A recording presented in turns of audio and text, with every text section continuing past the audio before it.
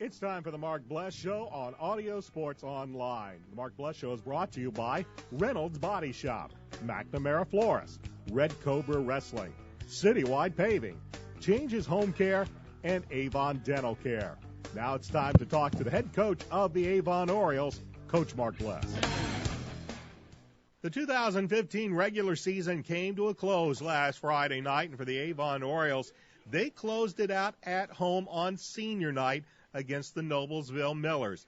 For the Orioles, you couldn't have scripted it any better. The game started off with a 98-yard kickoff return for a touchdown by Bryant Fitzgerald, and in the end, the Orioles would have 2 special teams touchdowns, 3 rushing touchdowns, and 2 Brandon Peters touchdown passes to come away with a 46-14 win over the Millers to finish the regular season with a record of 7-2. We'll take a look at last week's game against Noblesville and then take a look at this week's opponent as the IHSAA football tournament gets underway with sectional play.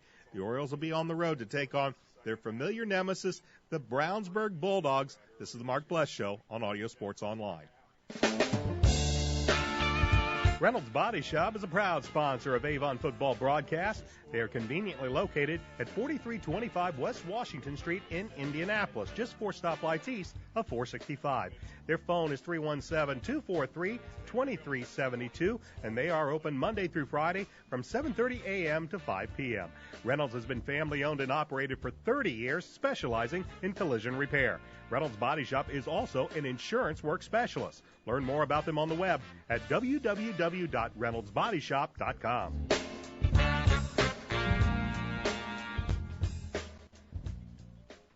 Avon Dental Center is a proud sponsor of Avon High School sports broadcast. Dr. Timothy Greer and Dr. Christopher Lefebvre have served Hendricks County families for over 20 years. Located in Avon's Beechwood Center area just east of Ivy Tech, they're open Monday through Friday, although early morning hours are available. Avon Dental Center offers high-tech dentistry that includes dental implants, orthodontics, and one-appointment crowns. At Avon Dental Center, their priority is to deliver quality care to informed patients in a comfortable and convenient setting. You can get more information at avondentalcenter.com or call for an appointment at 272-8100. Avon Dental Center. We'd like to thank Citywide Paving for their support of Avon football and our Avon football broadcast this year. It's time to talk to the head coach of the Avon Orioles, Coach Mark Bless. Coach, a big win on Friday to close out your season against Noblesville. And when you started off with a 98-yard kickoff return from a touchdown by Bryant Fitzgerald, things just kind of fell into place last Friday night as just the offense, the defense, the special teams, you had just about everything working last Friday night. Well, you're right, Brian. You hit the nail on the head. You know, we really tried to sell the fact that we needed to get a fast start, get some momentum going early, and Fitz definitely executed a very nice 98-yard kick return that put a lot of excitement in the air. With it being senior night, it didn't take too much, but that was kind of a start that we would always like to have, but definitely a crucial start for that game. It did, as I said, you get the good defensive start or defensive effort right after that. They come out and, they already a little deflated after the kickoff return, but then your defense also buckled down. Their first couple of drives, that you go 3 and out, and then you just turn right around. You get the 11-yard touchdown pass from Brandon Peters to Matt Moore, and then Darian Love on a 5-yard run, and it just seemed to be the defense fed off the kick return. They held the Millers offensively down, and then your offense just picked it up and ran with it. Well, I would agree. I thought defensively we came out and played very well.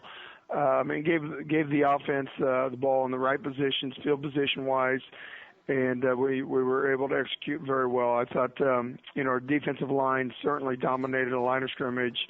We had several sacks, and then, you look at the offensive side of the ball, and I thought our offensive line all graded out again above 70%, with the highest being our center, Ryan Dickinson, at 84 or 85%. But I think when you're capable of controlling the line of scrimmage on both sides of the ball, you should have a productive night. We saw Jordan Peterson really get involved the past couple of games, but then again last Friday as Brandon now, we've seen Andrew Griffin's numbers come down a little bit, but it's been more just because Brandon's now really spreading that ball around to all of his wide receivers. And I think that's a key for Brandon. You know, we do have, you know, certain routes where we try to feature a receiver, but Brandon certainly is capable of reading coverages, reading through his progressions, and finding the guy that's going to be open. Jordan ran very sharp routes the other night, and he was very consistent with his routes, which he is getting better and better every week. And, you know, it makes moving the ball down the field a little easier when we can complete passes to our secondary or even our third read in his progression. And, you know, you can't say enough about the job that Brandon's doing. He's definitely managing the offense very well, but he's you know, he even opened up the pocket and ran a few times the other night. I think he's playing very well.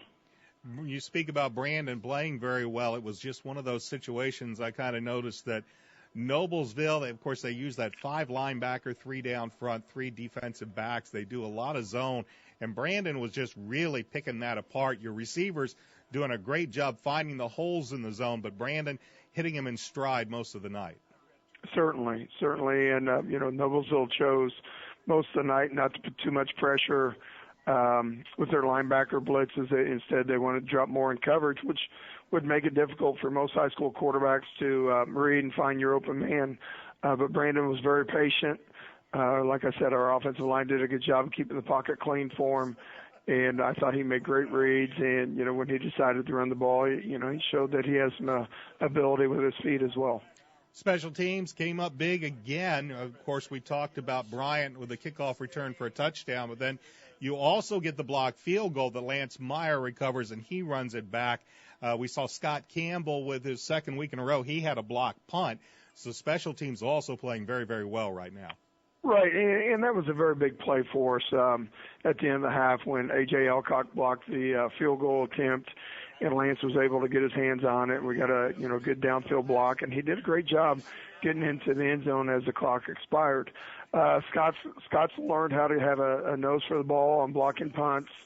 Across the board, our special teams have graded out 80% the last 2 weeks, so we're definitely making some strides in the special teams department, and that's one of those things that we got to keep doing what we do to get better week by week in our special teams, because you know it allows us great field position, and certainly anytime you're able to block a punt, it's a momentum changing play of the game. Unfortunately, at the end of that play, it looked like your kicker Sam Perino, he suffered an injury at that very end when they were getting the extra point at the end of the first half. What can you tell us about Sam? Well, yeah. We discovered last late spring, going into the summer, that Sam had a hip issue that's going to need some repair after the season, and he's been able to manage it all season. And, you know, on that kick, I don't know what exactly went wrong, but, you know, he was in a lot of discomfort. Probably will not be kicking next week or the week following. We'll have to kind of see how it goes. But you know, we're hopeful for his recovery. Only being a junior, you know, and playing soccer, he does have to look at his future for what's to come after this year. So we're just kind of playing it day by day and see what the doctors have to say about his hip. You brought in Mason Stemler to do your place kicking, and then or at least your punting and your field goal point after kicking, and then Caleb Alvarez to do your kickoffs. What can you tell us about these two young men? Right, we have those two, and Justin Hydorn as well, Eric's younger brother. And they're, you know, Mason's our freshman kicker, and then Justin Hydorn is our JV kicker. And Caleb has gotten some kicks in some varsity action on kickoff duty. So, you know, we're going to evaluate this week and see what our best options are in the kicking department. Finished the season 7-2. Unfortunately, the one game that you lost in the Hoosier Crossroads Conference is going to come back to kind of bite you, as Hamilton Southeastern is the conference champs. But when you look at this season overall, the regular season, that is, 2 losses, weeks 2, weeks 3, when you look at them, 2 losses within the final 2 minutes of each game. But for the most part, I thought the Orioles they played tough really in both those games. We take a look at what Hamilton Southeastern has done all season long, and really that was a game that the Orioles were off that night, and you had a great chance to win that game. Tell us how you feel about the regular season overall. Well, you're right. Both the Ben Davis game and the Hamilton Southeastern game, we felt like we had great opportunities to win those games. And speaking of the IHSAA game, we played poorly with the lightning delay, but yet we still put ourselves in a position to win at the end. And then through some calls, it was difficult to come out on top. But even so, we still had time on the clock remaining, and we came up short on a sack fumble that set up their game-winning field goal. So hopefully we've learned from those two games that we didn't finish the way we wanted to. But all said and done, I think that we have a mature group of guys playing football for us that are capable of learning from setbacks. And as we proceed forward, we can't afford any setbacks. So hopefully we've learned some lessons, and we make the best run that we can make here in the tournament. The Avon Orioles finish the season with a record of 7-2 overall, 5-1 in the Hoosier Crossroads Conference, and win their final 6 games of the regular season. Now it's time for tournament action, and the Orioles will face an old familiar foe. When we come back, Coach Bless and I will talk about sectional playoff, sectional tournament action beginning Friday as the Orioles face the Brownsburg Bulldogs. It's the Mark Bless Show on Audio Sports Online. McNamara Florist is Indy's hometown florist since 1954, with 8 convenient locations, including the new Avon store on Rockville Road. McNamara Florist is famous for our floral designs for all occasions that help our clients express their emotions through flowers. Visit McNamara Florist for outstanding personal service and to select from the renowned home decor merchandising, including stunning Christmas classics. McNamara Florist is located at 9655 East Highway 36 in Avon, and you can give them a call at 579-7900.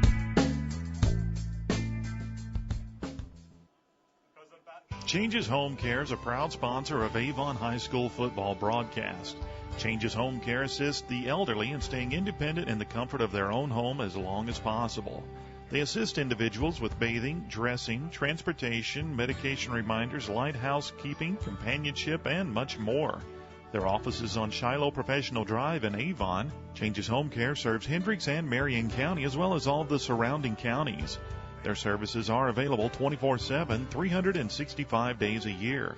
For a consultation appointment, call area code 317-271-3800. That's area code 317-271-3800. Changes Home Care in Avon. Avon has a rich wrestling tradition, and now Red Cobra Wrestling is proud to be a part of it. Opening last November, Red Cobra Wrestling offers training sessions run by nationally known coach Chad Red. Red Cobra Wrestling is located at 9233 East Highway 36 in Avon, across the street from Walmart and behind sidelines in the Red Brick Building. Red Cobra Wrestling offers sessions for all ages, including 3rd grade and under and 4th grade and up.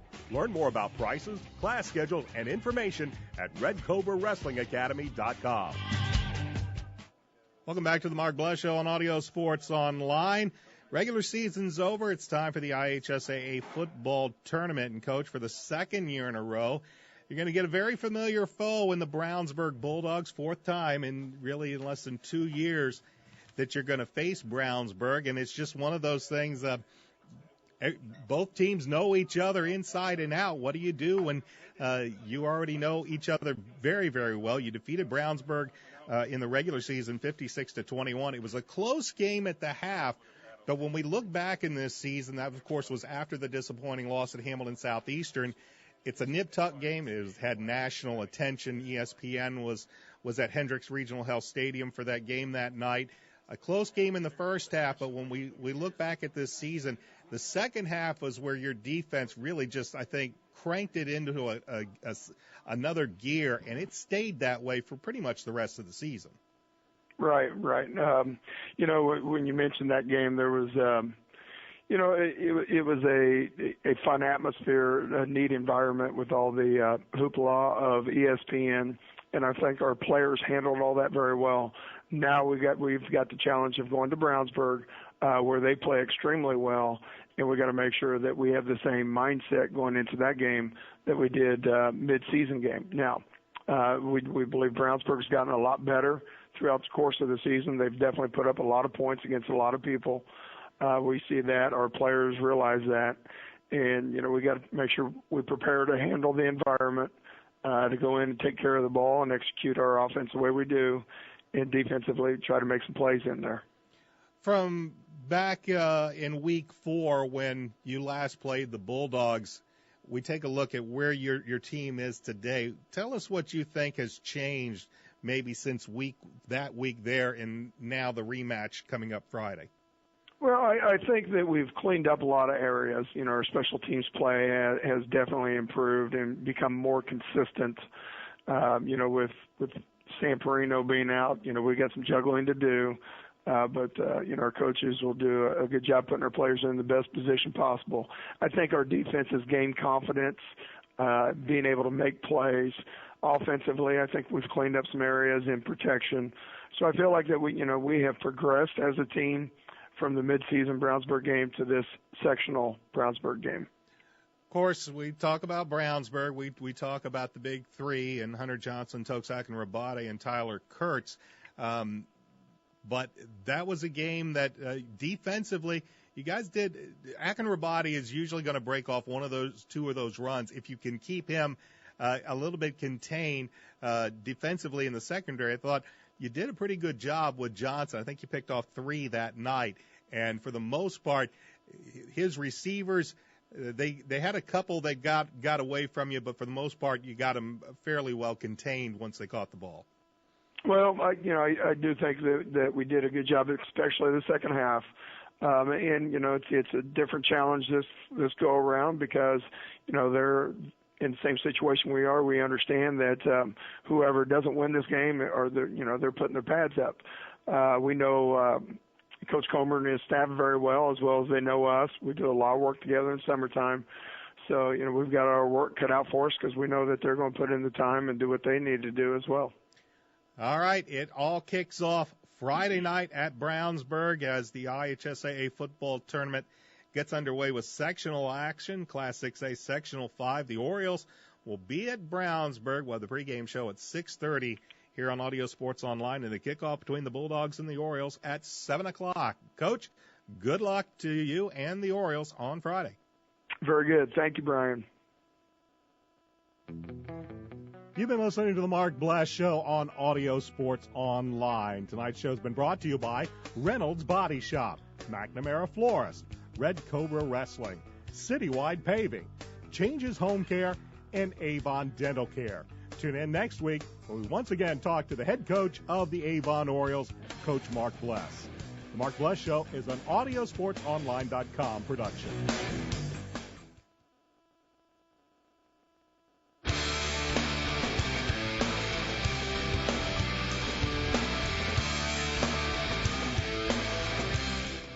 It's time for Avon Oriole football on Audio Sports Online. Tonight's game is brought to you by Reynolds Body Shop, McNamara Florist, Avon Dental Center, Changes Home Care, Red Cobra Wrestling, and Citywide Paving.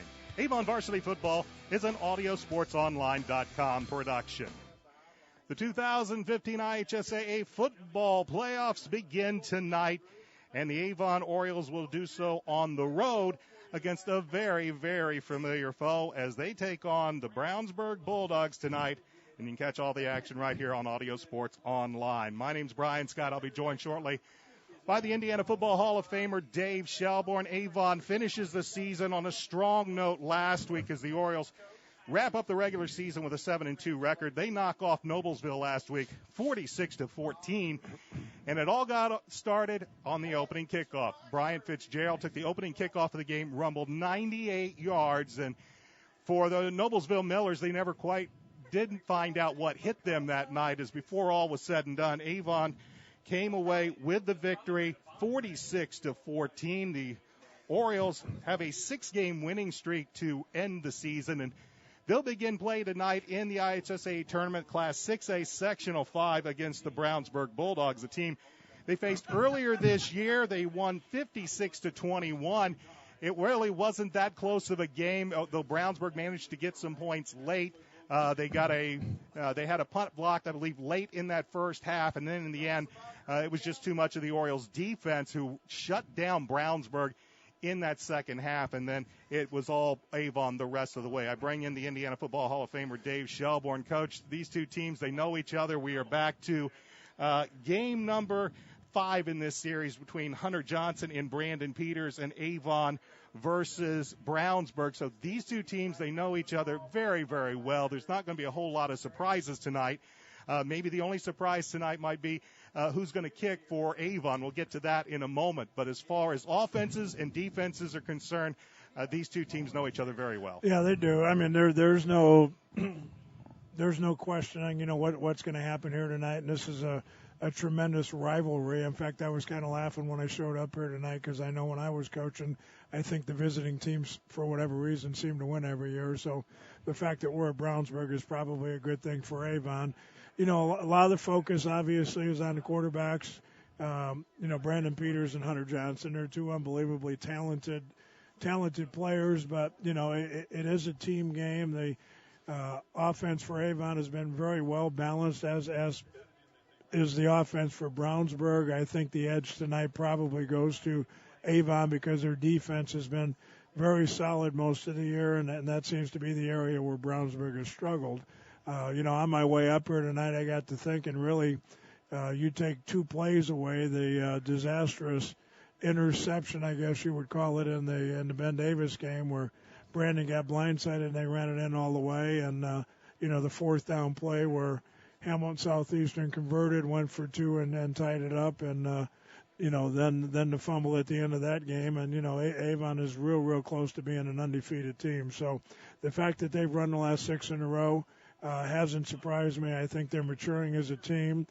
Late in the year, Brownsburg has had an awfully nice run. They ran into a real strong Hamilton Southeastern team last week. I was a little bit curious on the score just to see how they would hold up, and it looked like Southeastern beat them up pretty good, which, was kind of a mixed emotion, I think, for all the Avon people, because if Brownsburg had been able to beat them, we'd have tied for the conference. But, getting ready to play them here tonight, I guess it's, good that maybe they did get stopped a little bit, or at least slowed down a little bit with their offense. But be a lot of fireworks here tonight. It is Avon Brownsburg. There's, a lot of pride with both communities for their sports teams, and, for us being on fall break. I mean, I think we've got a good crowd here tonight, and this is not going to be a 0-0 game. So there'll be a lot of excitement, I think, for the fans here to watch. Of course, this is all leading up to what it was earlier in the regular season. The big matchup tonight was Avon's Brandon Peters, the senior quarterback, heading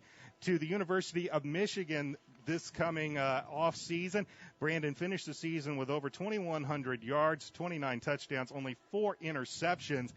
He was averaging 242 yards per game and a very, very impressive, almost 64% completion ratio. But then completion rate. But then you look again. 29 touchdowns, only 4 interceptions. He was taking care of the football. And then, of course, for the Bulldogs, you have their talented junior, Hunter Johnson, who verbally committed to go to the University of Tennessee to play for Butch Jones. Once he finishes his career here at Brownsburg, Johnson finished the season the leading passer in the Hoosier Crossroads Conference with 2,443 yards. He did throw 30 touchdowns, but he also had 11 interceptions and only had a completion ratio of just over 56%. When you take a look at these two teams in this, if you want to call it, Peters versus Johnson era, these two teams have played 4 times. Oddly enough, Coach, you mentioned that it seemed like the visiting team has won. In these 4 matchups, it's been the home team that has won every matchup. 3-1 is the record in favor of Avon, and, of course, the last 2 games really in blowout fashion. The sectional game last year, these two teams met in the sectional opener, oddly enough, last year, but it was at Avon, and Avon rolled over Brownsburg 41-10. And then the regular season matchup this year, also at Avon, Avon won 56-21. In these 4 games so far, when you take a look at these 2 quarterbacks, it's been Brandon Peters that has been by far the better quarterback. He's thrown for 793 yards, 12 touchdowns, only 2 interceptions in 4 games and a 60% completion ratio, while Hunter Johnson, he's thrown for 609 yards, but 4 touchdowns and 6 interceptions. He's also about on par on his completion ratio for a little over 52%. What the difference usually will come down to might be the running game, and while Avon had Derek Tennant in last year's sectional opener, the Bulldogs have a very talented tailback. He is going to go play for Iowa next year, and that's Toksak and Rabate. In the 4 games, he's rushed for over 625 yards and 4 touchdowns. But really, when you look at it, it has been the defense. The Avon Orioles, very prolific offense, but they have really kept this Brownsburg attack down. And when you look at the totals, Avon has scored in the 4 games 145 points compared to only 71 for the Brownsburg Bulldogs. And while the Brownsburg Bulldogs are a very, very potent offensive team, the Avon defense has done very well against them. They have, and I think offensively it would be unfair not to mention they both have big-time wide receivers. Andrew Griffin must have, I don't know, I don't have the stats in front of me, but probably 14 TD passes. He seems to catch a TD pass in the first quarter every game, and I know Kurtz is headed for Ball State. He's an outstanding wide receiver as well, and Brownsburg's running back, and I'm not even going to attempt to pronounce his name. You can do that for me, but he's a big-time player. He's headed for Iowa, but Avon kind of counters that with 3 running backs, and they all have their own little niche. You've got Fitzgerald, that I think if he were only a running back would be an equal to any running back in the state. He's a great player. You've got Dupree, who's that little kind of scat back, but runs with more power than you think. And Darian Love is kind of a compliment to both of them. But I really think the key, and he gets mentioned, but I'm not too sure he gets mentioned enough, is Matt Moore. I mean, I just think Matt Moore is the one that really breaks everybody's back. I haven't seen a tight end that can do all the things that he can do at the high school level. I mean, he's an outstanding player. He can flex. He can block. They put him as a slot receiver, 3rd man in, and he's just a tough matchup for people inside. And, defensively, Avon's 3 linebackers, Levi Hawk and Matt Thompson and Brody Good, I think, are as good as you're going to see anywhere. And they just seem to keep bringing more bodies up front, and whoever's playing up front for them just comes really, really hard. So it'll be interesting to see the changes from the first game. If they both kind of stick with the game plan they went into the first game, or if, either one of these coaches come up with any new wrinkles here tonight. We mentioned a change in the kicking, and that is because Sam Perino was injured in last week's game. You might have heard us talk about that at halftime, and they have brought in one of the soccer players, Kyle Shanahan, will kick off, and this one will be sent into the end zone, and that's a good start for the 6 foot, 175-pound senior Tyler Shanahan, getting to do kickoffs to start this game, but it'll be the Bulldogs offense that takes the field. And, of course, that will bring out Hunter Johnson to lead this Bulldogs offensive attack. We mentioned a very, very successful year for Johnson, the Tennessee recruit. He led the HCC in yards passing. He also led in touchdowns by 1 over Brandon Peters. He did throw 11 interceptions this year, and he'll be looking to see what he can do against this 3-down Avon Oriole defense, as he'll have it 1st and 10 at the 20. And their first pass is blocked at the line of scrimmage. A.J. Elcock. Yeah, he seems to be everywhere. He's had a really, really good season. He makes things happen. He's very, very active. I also noticed here, just in a matchup, they've got Scott Campbell kind of shadowing Kurtz. Usually he plays the left corner, but with Kurtz being over here on the offensive left side, they've matched him up. He's a little bit taller defender, and I think Avon thinks that'll be a better matchup. Johnson back to pass, and he badly overthrows his intended receiver over there on the far sideline, looking for Eli Johnson. It's incomplete, and that'll bring up 2nd down. The Bulldogs come in averaging a little over 43 yards per contest. Again, one of the best in the Hoosier Crossroads Conference and in all the state. However, they do give up almost 40 points a contest, and if they can't put up the points against this Oriole defense, the Avon Orioles, they put up almost 40 points a game. 3rd and 10. Here's the pass looking for Kurtz. Incomplete. And again, Campbell in coverage. And for the Avon defense, you couldn't ask any better. 3 and out. No, he did. And I also saw they ran Levi Hawk kind of underneath, and even though he didn't deflect the ball, he kind of got into the vision a little bit of Hunter Johnson. They were trying to throw a little slant kind of turn-in route. From up here it looked like he was open, but again, Levi Hawk did a nice job with the underneath coverage just to kind of get in the way. Brian Fitzgerald and Matt Moore back deep to field this punt from Hunter Johnson, who stands back in his own 7. Johnson will get it away and end kick. Fielded by Matt Moore at the 48, and he'll plunge forward to about the 42.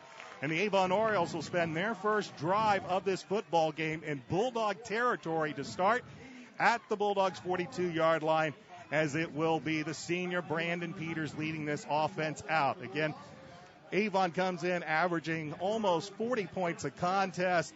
The fewest points the Orioles have scored all season long. You have to go all the way back to that Week 3 loss at Hamilton Southeastern, when they only scored 18. Since then, that's the only thing that's really drugged this average down. It should be about at the 45-point level.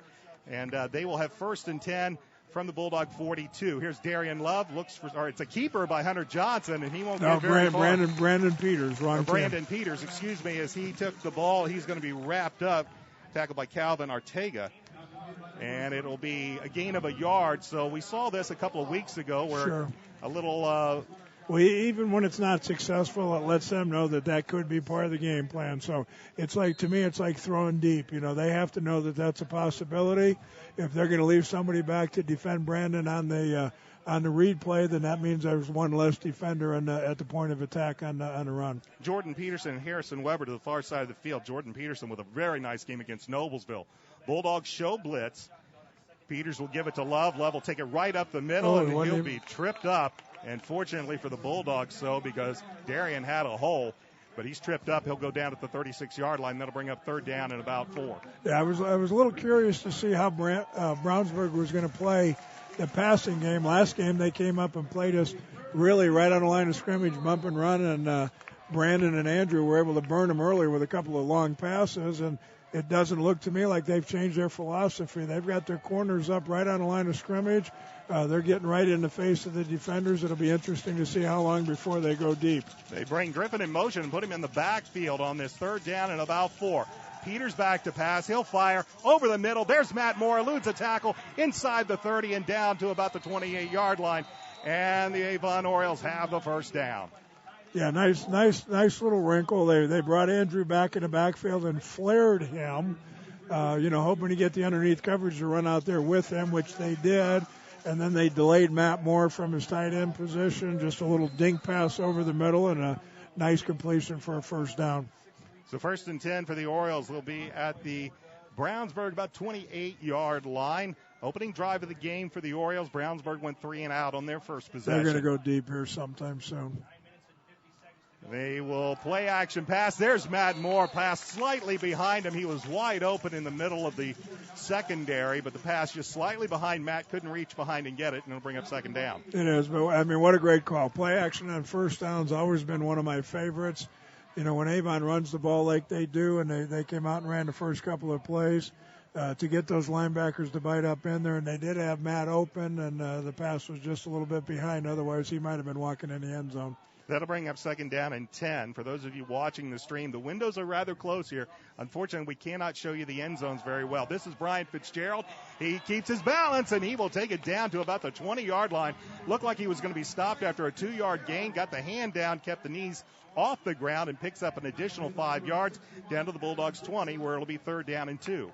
Yeah, looks like Avon's coming in here hoping to establish a little bit of a running game early. I'm sitting up here looking from the booth, and it looks to me like they've got to go deep here soon because they're playing such tight coverage. But looks like Coach Moore and the staff have kind of come in here determined to run the football a little bit, and they have had some success with it. So the Orioles will go 4 wide. Brian Fitzgerald is in the backfield with Brandon Peters on this 3rd down and about 4. Play action pass over the middle. Harrison Weber wide open, touchdown. A beautiful call, play action pass, and they get Harrison Weber wide open down the seam for the touchdown. And as Coach said, he thought they were going to go deep, 3rd and short. The Bulldogs bring everybody up, and it was an easy 20-yard touchdown pass. Yeah,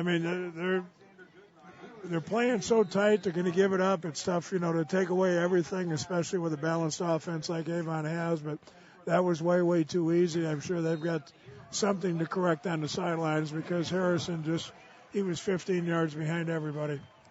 Tyler Shanahan puts the extra point through. And with 8:57 left to go in the first quarter, Avon leads Brownsburg 7-0. This is Oriole football on ASO. Changes Home Care is a proud sponsor of Avon High School football broadcast. Changes Home Care assists the elderly in staying independent in the comfort of their own home as long as possible. They assist individuals with bathing, dressing, transportation, medication reminders, light housekeeping, companionship, and much more. Their office is on Shiloh Professional Drive in Avon. Changes Home Care serves Hendricks and Marion County as well as all of the surrounding counties. Their services are available 24/7, 365 days a year. For a consultation appointment, call area code 317-271-3800. That's area code 317-271-3800. Changes Home Care in Avon. Avon Orioles take advantage of a short field. Harrison Weber is on the receiving end of a 20-yard touchdown pass from Brandon Peters, and the Avon Orioles strike first 7-0 as they'll kick this ball deep. And it'll be fielded at about the 5. They'll fake the reverse up to the 10, 15, 20. They'll get up to about the 25-yard line before we'll see Jack Parker, I believe, brought down. But the Bulldogs, who went 3 and out on 3 fairly bad-looking passes by Hunter Johnson on that first series, they'll be back on offense, this time trailing 7-0. Yeah, I think Avon's baiting him into it a little bit. The style of play, they put an extra defender to the field.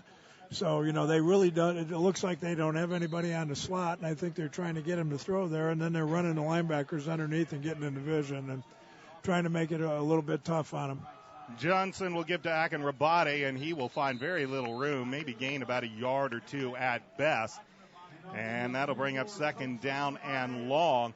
Of course, Akin Rabate, he's a tough runner. You will not find too many instances wherever he will ever gain negative yardage. What you hope to do is keep him from breaking off that 50, 60, 70-yard run, which he seems to do at least once a game. He's a very, very talented back. It's going to be tough to contain him. Johnson picked off. Brian Fitzgerald, touchdown, Orioles. And Brian Fitzgerald strikes again. This one returned for about 28 yards. And it is quickly 14-0 in favor of the Orioles. Yeah, unfortunately for Hunter, I think everybody in the ballpark could see that one coming. But, probably from his point of view, he thought he had an open window. But, boy, you could just see him kind of hanging back and waiting on that throw. And as soon as it came, he stepped right in front. He just walked it into the end zone. So this is not the start that Brownsburg hoped would happen. Tyler Shanahan on for the point after, and that one's no good. Don't know if it was blocked or just simply a low kick. Again, Shanahan, as Coach might tell you in just a few minutes after we come back from break, he's off to the soccer team and getting first action here. But the Orioles on the interception by Brian Fitzgerald, they lead the Bulldogs 13-0. Back after this. This is Oriole football on ASO.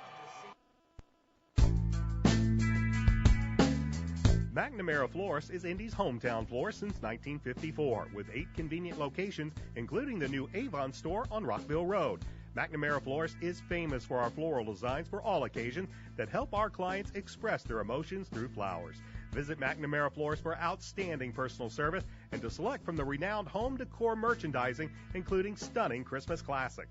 McNamara Florist is located at 9655 East Highway 36 in Avon, and you can give them a call at 579-7900. Brian Fitzgerald has his third touchdown return on an interception of the season as he picks off Hunter Johnson, and the Avon Orioles out in front 13-0 with still 8 minutes and 16 left to go in the first quarter. Alongside the Indiana Football Hall of Famer Dave Shelbourne, I'm Brian Scott. Shanahan puts a foot into it. It'll be a short kick fielded about the 9. Up to the 15, to the 20, and buried right there at the 21-yard line. Ball is loose. And the referee says that the ball belongs to the Bulldogs, who cannot really afford anything else at the moment. As Coach mentioned on that interception return by Fitzgerald, that's his third of the season. And Coach, that was one of those deals where Hunter was just locked in on a receiver and Bryant read it the whole way. Well, I think they were anticipating a coverage and, didn't get what they thought. And you have to take into account, the reason big-time schools are recruiting him is he's a big-time athlete. And, from his perspective, he probably had a little window, but, those big-time guys have that second gear, and he just kicked it into gear and picked it off, and off he went. So 1st and 10 for the Bulldogs, and Akin-Rabadi will find no room whatsoever, is coming in to make the play. Kevin Hunt, C.J. Hunt. It will be no gain, maybe a half yard, or they'll give him a yard on the play as the ball spotted at the 21-yard line, so 2nd down and 9. Yeah, easy to say from this perspective, but Brownsburg just has to get their confidence back. There's plenty of time left. They don't need to be in any hurry. They still should stick with their game plan at this point, but you can already tell the strut they had in their walk to start the game doesn't seem to be there right now. Here's a pass complete over here to the near sideline to Vincent Lisman as Andrew Griffin helped come in to make the tackle. I believe Brody Good also in there on the play, and it'll bring up 3rd down and about a yard. Yeah, and by design, Avon's giving that up. It's like, if you want to throw that play all day, we don't care. We'll live with it. They don't have a man on the slot, but they are into the sideline. And I think Chris Bombi is saying, hey, if you think that's how you can beat us, we'll give that up. And we've seen that all season where they'll give up that little quick out to the short side. And, I just think it's smart football and it's percentage football by Coach Bombi just to say that's not going to beat us. That might get you a couple first downs and pad some stats, but you're not going to beat us with that play. So they're willing to give that up, and, they're just going to try and prevent the big ones. Well, the Bulldogs just got hit with a penalty, and now here's a block. Nothing coming. Matt Thompson.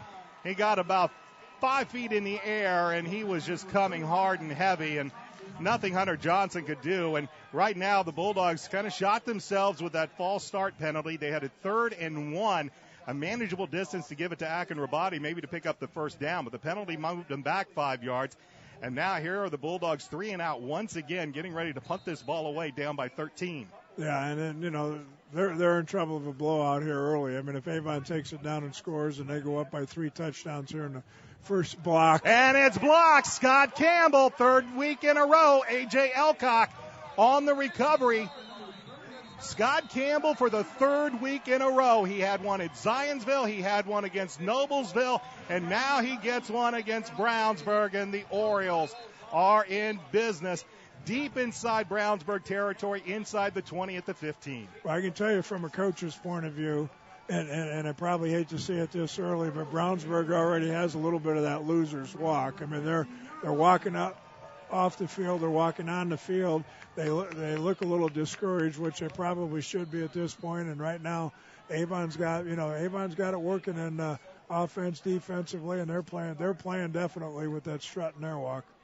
So the Orioles up by 13, deep inside Bulldog territory after the block punt by Scott Campbell. Hunter Johnson quickly throws the corner out, looking there, has a man, penalty flag, but a touchdown. Andrew Griffin from 15 yards out. First quarter every game, you can basically count on it. That's a play they've been throwing since I had them both in 7th grade. Brandon knows how to throw that ball, and if it's a one-on-one, Andrew's about 6'1", 6'2", and 195 pounds, and just a great athlete. And if you get him up there one-on-one, he knows where the ball is and where it's going to be thrown. 9 times out of 10, he's going to come down with that ball, and it seems like it's a first quarter play every game. Andrew Griffin gets the touchdown. Penalty was against Brownsburg for pass interference. Tyler Shanahan on for the point after. His last one was low. This one is up. It's a strong kick right through the uprights. And with 6:45 left to go in this opening quarter, Avon out 20-0. Back with a kick after this. This is Oriole football on ASO. We'd like to thank Citywide Paving for their support of Avon football and our Avon football broadcast this year. Avon Dental Center is a proud sponsor of Avon High School sports broadcast. Dr. Timothy Greer and Dr. Christopher Lefebvre have served Hendricks County families for over 20 years. Located in Avon's Beechwood Center area just east of Ivy Tech, they're open Monday through Friday, although early morning hours are available. Avon Dental Center offers high-tech dentistry that includes dental implants, orthodontics, and one-appointment crowns. At Avon Dental Center, their priority is to deliver quality care to informed patients in a comfortable and convenient setting. You can get more information at avondentalcenter.com or call for an appointment at 272-8100. Avon Dental Center. 15-yard touchdown pass, Brandon Peters to Andrew Griffin, his 15th touchdown reception of the season. And the Orioles well out in front of Brownsburg, 20-0 still, 6:45 left to go in this first quarter as Shanahan puts a foot into it, a high spinning kick that'll be taken at about the 13-yard line, as Vincent Lisman will get it out to about the 25, but no further. And that's where the Bulldogs, who have now watched a 3-and-out, an interception for a return for a touchdown on the pick six, and now a block punt that gives the Orioles excellent field position. They score on the very first play as Brandon Peters on that little corner fade route hits Andrew Griffin. And all of a sudden, for Brett Comer and the Bulldogs, this has to look very familiar to what they faced at Victory Field last week against Hamilton Southeastern. They find themselves down 20-0. Here's Akin Rabati, and he will take it right up the middle and pick up about 4 on the play. And normally for the Bulldogs, if the passing attack is not really all that sharp or they're having issues, they can rely on their big talented tailback, Tokes Akin Rabati. But down 20-0. They're going to have to get that ball in the air at some point. But here's Akin Rabati. No, this is Johnson on a keeper. He'll come near side, and he'll get the first down the Bulldogs have had tonight on the quarterback keeper, as he'll take it up beyond the 35, close to about the 37, 38-yard line. Yeah, actually, offensively, what Brownsburg needs to do here is whatever they need to do to score a touchdown. You know, I don't think their problem overall is going to be putting points on the board. I think it's going to be, can their defense stop Avon at any point in the game, because that's the problem they're going to have. It's not moving the football. I mean, they haven't gotten off to a good start, but they've proven the entire season that they can move the football, you know, but, you know, can they stop Avon's offense? I think that's the big question. Tyler Kurtz with the catch. If you're trying to remember what happened to Kurtz in the game earlier this year at Avon, he was hurt very early in that game and did not play much. Here's Akin Rabati right up the middle, and he will pick up about 2 yards. They'll be a shy of the first down by about a yard. Ray White in that game earlier this year at Avon with a couple of big, long touchdown pass receptions. And they'll give it to Akin Rabati. No, Johnson will keep it. Play action. He will keep it, and Johnson will take it into Oriole territory down to about the 41-yard line.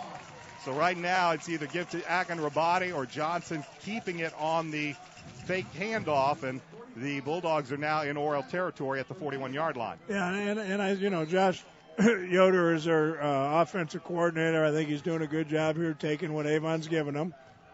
Hunter Johnson back to pass, fires downfield. Penalty marker is out at about the 30-yard line.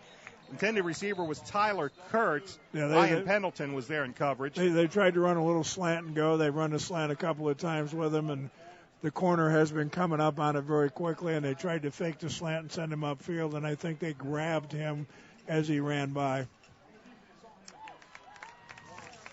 Penalty is against Avon, so they will tack off the yardage against the Orioles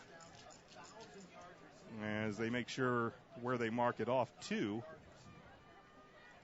And it should be exactly 10 yards later, which it is. It'll be good. 1st and 10, Brownsburg at the Avon 31-yard line. Brownsburg trails 20-0, 5:07 left to go, opening quarter of play.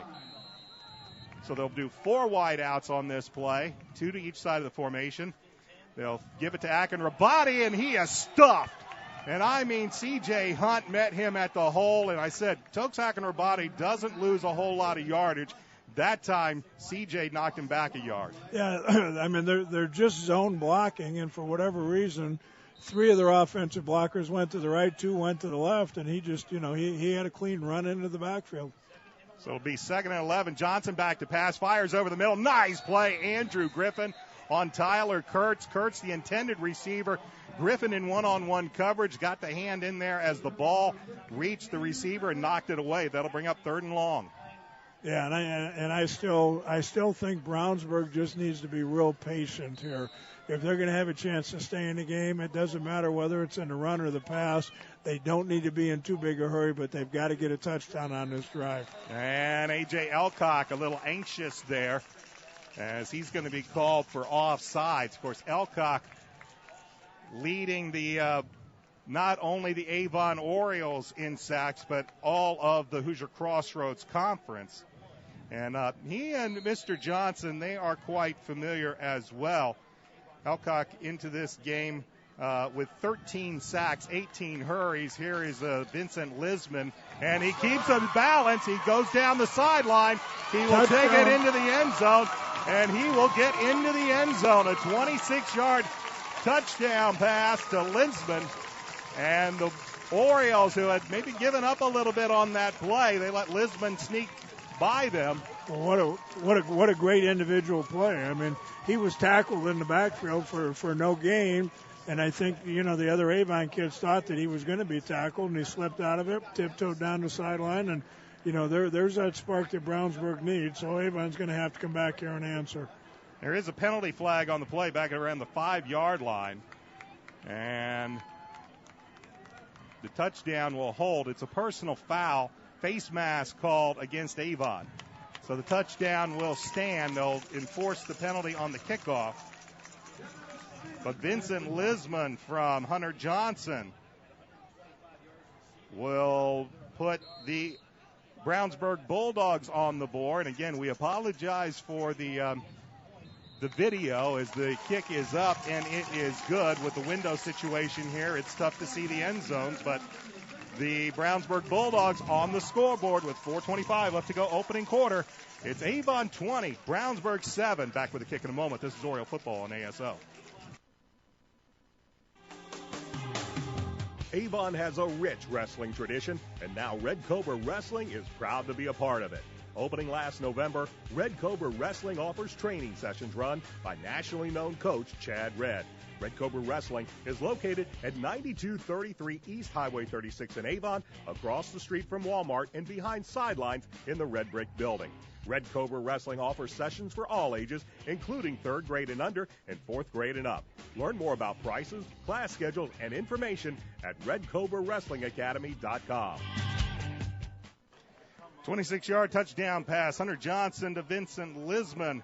Devin Steinman's point after is good, and with 4:25 left to go on the first quarter clock, the Avon Orioles still lead the Brownsburg Bulldogs, but now by the score of 20-7, and we'll see the Bulldogs kicking this one off at the 45-yard line after the penalty, the face mask, 15-yard face mask penalty. So this will be the worst field position Avon's going to start from. So David Steinman will kick off, and we'll see if he just puts it into the end zone or what they do, and they'll squib it. It's off of an Oriole. Ball's loose. And let's see, no signal. Bulldogs think they have it. And they do. It was a hard kick by Steinman, and he ended up kicking it, I believe, off of Brody Good. And it just kind of ricocheted out there, and a Bulldog fell on it. So the penalty not only hurts and giving the Bulldogs a chance to kick from the Avon 45-yard line, but it sets them up to try the onside kick, which they get, and now they'll have it 1st and 10 on the Oriole 36-yard line. Well, they needed a spark, and that's why I said that they just had to get in the end zone. Here's the flea flicker. Johnson's going to get plastered. They tried to do a little trickery. The Orioles covered it well, and A.J. Elcock, I'm sure Hunter Johnson, all he could have been thinking of, no, please don't, because he saw A.J. with him in a crosshair, and he's very, very lucky that ball wasn't picked off. Right. Yeah, Avon actually played that pretty well. They were sitting back. It really wasn't there at all, but in Brownsburg's situation, that was a good call. Here's Lisman again on the same play. Great play by Matt Thompson. Inside linebacker ran out here and chased it down. They had a good block on the corner. had he not been there, it would have been, a longer gain. Very similar to the play he just scored on that 26-yarder. Absolutely. So it'll bring up 3rd down and 5, the ball at the Oriole 31-yard line. The Orioles raced out to a 20-0 lead, but now it's the Bulldogs with momentum. A great play by Vincent Lisman. Now the ball comes loose. Scott Campbell came and laid a lick on Vincent Lisman, who looked at for a minute like he made a great one-handed play, but Scott Campbell laid the lick. The ball falls.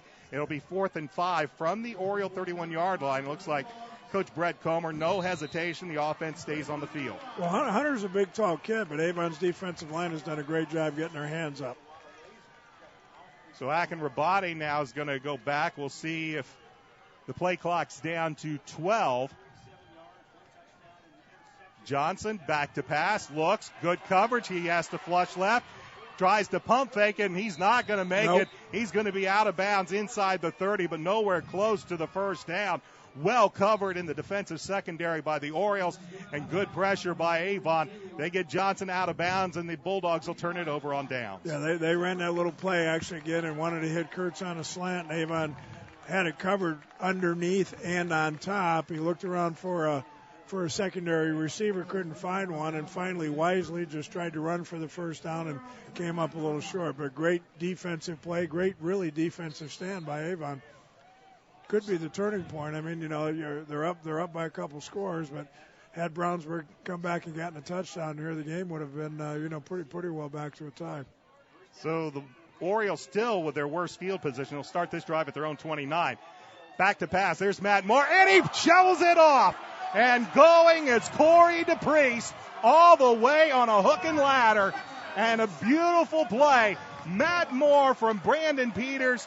The hook and ladder to Corey DePriest, and just like that, the momentum's right back with the Orioles on what turns out to be a 71-yard touchdown.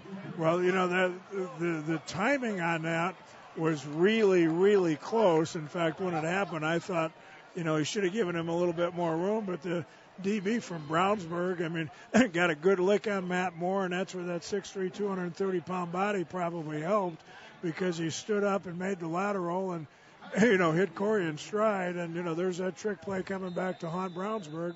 This play is blown dead on the point after as Tyler Shanahan on for the point after. This play did not get off as offsides is called against Brownsburg, so it kind of goes as the touchdown pass from Johnson to Moore, and then it hooks off to Corey DePriest for 71 yards. And now Tyler Shanahan back on for the point after. Shanahan, again, he's a soccer player, and he's just been brought on this week to learn and do some kickoff. He actually got recruited by his buddies on the football team. And he's looked good. He's had one kick, the one extra point that was really low. So far, all of his point afters have been really strong. This is another strong kick, straight up and no good. They'll say it's just wide to the left, but the hook and ladder worked to perfection with 3:25 left to go. Opening quarter, Avon up 26-7. Back with a kick in a moment. This is Oriole football on ASO. Reynolds Body Shop is a proud sponsor of Avon football broadcast. They are conveniently located at 4325 West Washington Street in Indianapolis, just 4 stoplights east of 465. Their phone is 317-243-2372, and they are open Monday through Friday from 7:30 a.m. to 5 p.m. Reynolds has been family-owned and operated for 30 years, specializing in collision repair. Reynolds Body Shop is also an insurance work specialist. Learn more about them on the web at www.reynoldsbodyshop.com.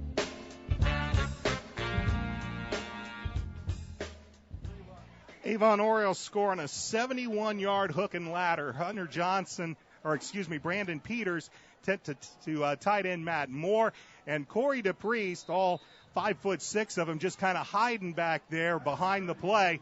Matt hit him on the little ladder, and Corey did the rest to run it into the end zone, and it's a big lead for the Avon Orioles. As this one will be taken back to about the 25, 26-yard line, as it was Jack Parker on the return, but don't see a whole lot often that we'll see Mark Bless in this Oriole offense bring out the trick plays, but sometimes when they bring him out, they hit him big. Yeah, well, I think that's Eric Moore. It's my understanding Coach Bless has turned the offense totally over to Eric Moore. Great call, great design, and couldn't have called it at a better time, obviously, when it goes 80 yards. And, Brownsburg threatened to get back in the game, and, they could have been 1 touchdown down. Now they're 3 touchdowns down, and they're back to where they were. So, they're scrambling here a little bit. And Akin-Rabadi finding the road to Hall a little tough going here in this first quarter. He's brought down for little to no gain. It'll bring up 2nd down and 10. So Brownsburg, they had the momentum on the Vincent Lisman touchdown. They get the onside kick, but the Avon defense stifles them. And now on a trick play, Avon has the momentum once again. Johnson back to throw, fires right side, pass incomplete. Matt Thompson in coverage. Intended receiver was Eli Johnson, and it's incomplete. And here are the Bulldogs once again with 3rd down and long. Yeah, they're bringing a lot of pressure when they're up early by 3 touchdowns. They know it. Brownsburg is going to have to start throwing the football here a little bit. And right now, those front 3 of Avon are just doing a great job, not only pressuring, but like I mentioned earlier, getting their hands up into the throwing lane. And they've forced Hunter Johnson to throw a couple of balls a little bit higher than what he wants to. Johnson near side, Tyler Kurtz with the reception. That'll be very close to a 1st down, but it looks like Kurtz might have it by about a yard. Scott Campbell in coverage, but it'll be a 1st down for the Bulldogs as Kurtz and Johnson hook up, and they'll move the chains out to about the 37-yard line of Brownsburg. Yeah, great throw and catch. You're throwing that out, 12 yards downfield to your left, and really it was outstanding coverage by Campbell. Johnson, penalty flag on the play, and Johnson's going to go down. A.J. Elcock in there, Timmy Osho and others. That's a hold. It'll be a hold or interference. When Kurtz ran by our defender, he grabbed him. So the pressure comes, but Bulldogs are going to be bailed out on what looks like a 10-yard holding penalty against Avon. And it's a 2nd holding penalty against Avon, and that'll move it up to the 47-yard line, 1st and 10 Brownsburg. Yeah, it's a negative way of thinking about it, but, as a coach, you always tell the DB if you got to grab him for 10 yards, that's a lot better than a touchdown for 60. So, you want to defend him as best you can without holding him, but if you know your beat, reach out and grab him. We'll take the 10 yards and live to play another play. Play action pass, Akin-Rabadi, and the pass is high and hard to Tyler Kurtz. It goes incomplete. Scott Campbell in coverage. 2:24 left to go, opening quarter. Avon out in front, 26-7. They led 20-7 at one point, or 20-0, as Brownsburg got a touchdown from Vincent Lisman from Hunter Johnson.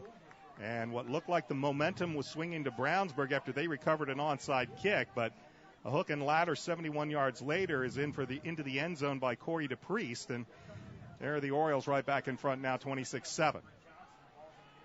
Johnson, 2nd and 10. The give is to Akin-Rabadi. Looks for some room, and he will pick up about 5 on the play into Oriole territory near the 48-yard line. Let's call it 6 yards on the gain. And it'll be 3rd down and about a long 4. Yeah, and again, that's one of those plays. It is still the first quarter, but, if they want to slow play this, Avon is very content to give up 4 or 5 yards and, run some time off the clock, because right now Brownsburg has yet to stop them. Akin-Rabadi with the run. He will get into the 2nd line of defense before Brody Good brings him down, but not before the big tailback plows through and gets the 1st down. Akin-Rabadi, 6 foot, 200 pounds, heading for Iowa. Now, referee gives it another look, but they will move the chains and make it 1st and 10 Brownsburg. Akin-Rabadi on the season has rushed for over 1,300 yards, scored 15 touchdowns. And he is known for getting them in chunks. Play action, they get that screen over to Lisman. This time the Orioles all over it, and there's Matt Thompson and Scott Campbell once again. Actually, A.J. Elcock as well. A.J. Elcock and Scott Campbell in coverage, and there's A.J.'s athletic ability. He was way over here on the near side. He saw that play developing as well, and he was over there to help make the tackle. Yeah, without sounding too much like a coach up here. Avon is giving up the slot receiver, but the philosophy is you're throwing that football into the sideline. So the linebackers inside can run it down, and that's exactly what they're doing. Johnson back to pass over the middle. He has Kurtz. Kurtz is down to about the Oriole 35-yard line before Scott Campbell brings him down. It's going to be a pickup of about 10, but it's still going to be a 2 yards shy. It'll make it 3rd down and 2. Yeah, he's an outstanding receiver, but I think for the most part, Scott Campbell's really done a good job matching up with him. I think that was a good defensive adjustment for Avon to make. Here's Johnson once again on the keeper, and he will get the first down on the fake to Akinrabadi, the run to the near side. He'll run to the sideline and be out at about the 32. Needed for 2, picked up 3, and the Bulldogs have a first down. Yeah, I mean, the one thing about both Hunter Johnson and Brandon Peters is I'm not too sure that people really understand how big they both are. They're both big players. Hunter, I think, is checking in now at about 6'3" and 200 pounds, and Brandon's about 215, and they're both outstanding all-around athletes. So they get all the stuff from the throwing, but they can both run the football. Play action, they get it to Campbell, and or get it to Kurtz, and he's wrapped up by Campbell for a gain of about 5 as we go under 30 seconds left to go in this first quarter of play. Avon up 26-7. Give him, let's say, 6 yards. They'll spot the ball down at the 26-yard line, so 2nd down and about 4. Yeah, I'm sure Coach Bomby's telling them. I mean, they'll give up that 5- and 6-yarder all night long. What they don't want to do is bite up on it and give him that little hitch and go for the big score. I mean, if they want to 5- and 6-yard him all night long, I'm sure Avon will be content to let them do that. But if they give up the big throw, that's what's going to get Brownsburg back in the game. Bulldogs do snap the ball. They give it to Akinrabadi. He plows forward, and he looks like he's going to be very, very close to the first down as the game clock winds down to zeros. In the first quarter, it's going to be close, and they will say it was a first down. So they'll set the chains, flip ends, and we'll begin second quarter action with the Avon Orioles ranked 6th in 6A to begin sectional play in the IHSAA football tournament, leading the Brownsburg Bulldogs 26-7. This is Oriole football on ASO. Changes Home Care is a proud sponsor of Avon High School football broadcast. Changes Home Care assists the elderly in staying independent in the comfort of their own home as long as possible.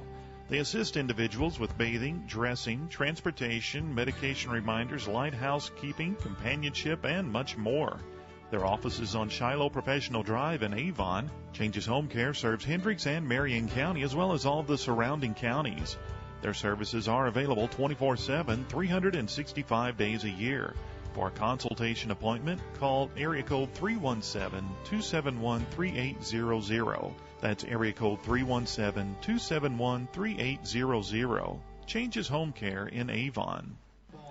It was a rather, well, let's call it exciting first quarter of play. And fortunately for the Avon Orioles, are actually, as well as they've been playing, they are up on the Brownsburg Bulldogs by the score 26-7. Alongside Dave Shelburne, I'm Brian Scott. A rather exciting first quarter of play. It's been pretty much dominated by Avon, though Brownsburg has had their moments. Looked like they had a big momentum change possibility after they scored their first touchdown, recovering an onside kick. But the Avon defense stiffened up, and then the Orioles score on a hook and ladder play that's put them back out in front by 19. Here's the give to Akinrabadi. He'll look for some room on the right side. Pick up a yard or two down to about the 21-yard line. It'll be 2nd down and 8 for Brownsburg. Yeah, ran that play right into a blitz. Avon brought both linebackers right at the point of attack. You know, that play really didn't have a chance right from the start. Just a good guess by Coach Bomby blitzing on that particular spot. Well, they only give Akinrabadi a yard, so call it 2nd down and 9 as Johnson with a long look over to the sideline as the play clock is down to 12, 11, 10 as he now turns his attention to the Oriole defense. He'll snap it with 6 seconds left, fires left side, pass is complete. That's Vincent Lisman with a nice spin, another spin, and finally he's going to be pushed out of bounds on that far side. Looked like Andrew Griffin finally got him out of bounds, but Lisman with a couple of nice moves down the sideline, spun past 2 Oriole defenders before Griffin could get him out, and it'll be 1st and goal. They're going to say Lisman stepped out, though, at about the 8-yard line, so it'll be 1st and goal at the 8 for the Bulldogs. So Lisman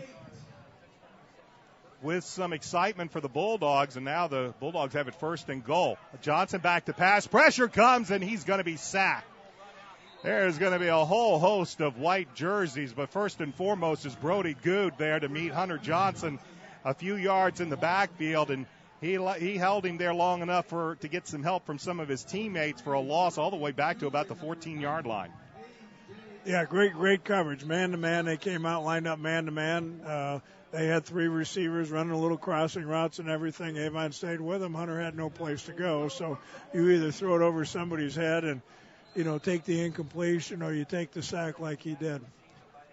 So it'll be 2nd and goal from the 14. Johnson back to pass, and he misses his intended target. He was looking for Lisman once again, covered by Andrew Griffin. That's going to bring up 3rd and goal from the 14. Just underway 2nd quarter, Avon with a 26-7 lead over the Brownsburg Bulldogs. The winner of this game advances to the winner of Ben Davis versus Pike. We'll talk more about some of the possibilities at halftime. Right now, Bulldogs with a really big 3rd down here. 3rd and goal from about their own 14-yard line. Johnson back to pass, fires, looking for the corner, has a man and cannot bring it down. He had a man wide open in the corner and basically just let that ball slip through his hands. Well, I think it got tipped. That's Andrew Griffin.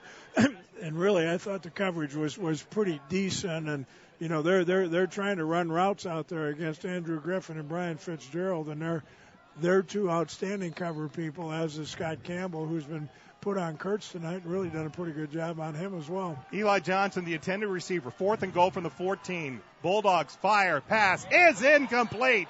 Great coverage, Lance Meyer.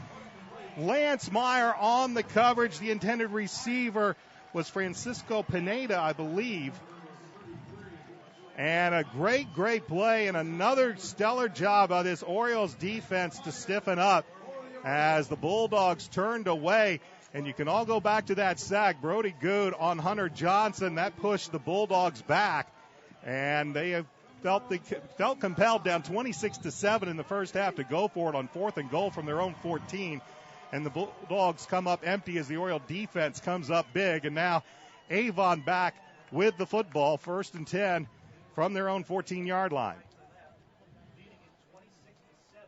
Peters will give it up the middle, and spinning is Darian Love all the way up to the 25-yard line for a pickup of 11.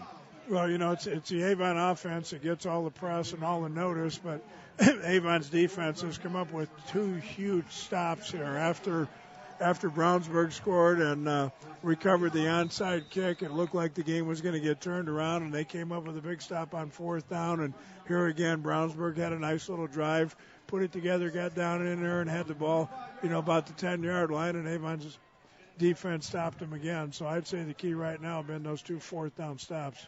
So 1st and 10 from the 25-yard line as Peters gives it to Love. Love breaks it through. He's to the 40, to the 45, and he's going to break it up right there. It is actually Corey DePriest on the carry. Corey will take it up to the 48-yard line, but looks like a penalty flag back at the 25-yard line. And this one's coming back. See, and that's a bad one. That call, that's a holding call on a wide receiver who unfortunately really had nothing at all to do with that. I was just getting ready to comment here on the broadcast about what a nice job the Avon offensive line has been doing, because they've really controlled things up here. Brandon really hasn't had anybody in his face. Avon has chosen not to throw the ball as much as they normally do, and part of the reason for that is because they've controlled the line of scrimmage. And they'll call it an illegal procedure penalty. Mark off 5. Must have moved early. So it'll be 1st and 15 after Corey DePriest breaks off a nice run. It's brought back due to the penalty. And Peters back to pass. Has all day, and he has a man wide open. And he can't get Harrison Weber. Ball was a little bit too much maybe to the center of the field. Weber was breaking off. It looked like that little kind of a skinny post route, but just couldn't quite get to the football. And, Coach, you said it before, and you said it many times, that ball is at least 60 yards in the air. It is, and it wasn't right on the money like he normally does, but that was a throw of over 60 yards. And, Brandon's one of the few high school kids or maybe even college kids that, he waited actually until he got that step and made the throw and just missed by a little bit. So it'll be 2nd and 15 for the Orioles And this time they'll give to Corey, and Corey will find some room on the right side, and he will take it up past the 30, and he will take it to about the 31-yard line, a pickup of 11 yards on the play, and that'll bring up a very manageable 3rd down and 4 for Avon, with the clock showing 9:22 left to go in the first half. Avon up 26-7. Yeah, I mean, we certainly have home run capabilities on just about any play, but Avon is really, really dominating up front with their offensive line. And, you know, I don't know that we have all the stats here or all the names, but the 2 freshmen are playing great. Matt Moore up there, Dickinson. Well, Drew Pankey Wallace now in. He'll be a slot receiver left. The give, however, is to DePriest. Very patient running, but he's going to be maybe just shy of the first down. Needed to get to the 35, and he's going to be about a football length shy of it, depending on how they're marking this. And he will be the nose of the football short. It's not much. And they're going to leave. They're going to call a timeout to measure, as the officials will call a timeout. Nose of that football just shy of the 35-yard line. This is maybe a chain link, and this will give time for Mark Bless to circle up the troops. And after he just watched his defense keep Brownsburg out on 1st and goal, as the chains are stretched, and your eyes are great. It does look like it's maybe one link of the chain there. So, and I haven't even gotten my new prescription yet. So it's 4th down, but no hesitation. They're going to send, I believe, the offense back out onto the field. So 26-7 our score. Well, if you don't run the Colts punt play, then my guess is no, it's not going to be a quarterback sneak.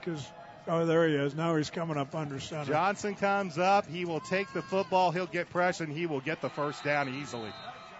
Got nudged from behind, but he will pick up the first down, and the Orioles will move the chains, and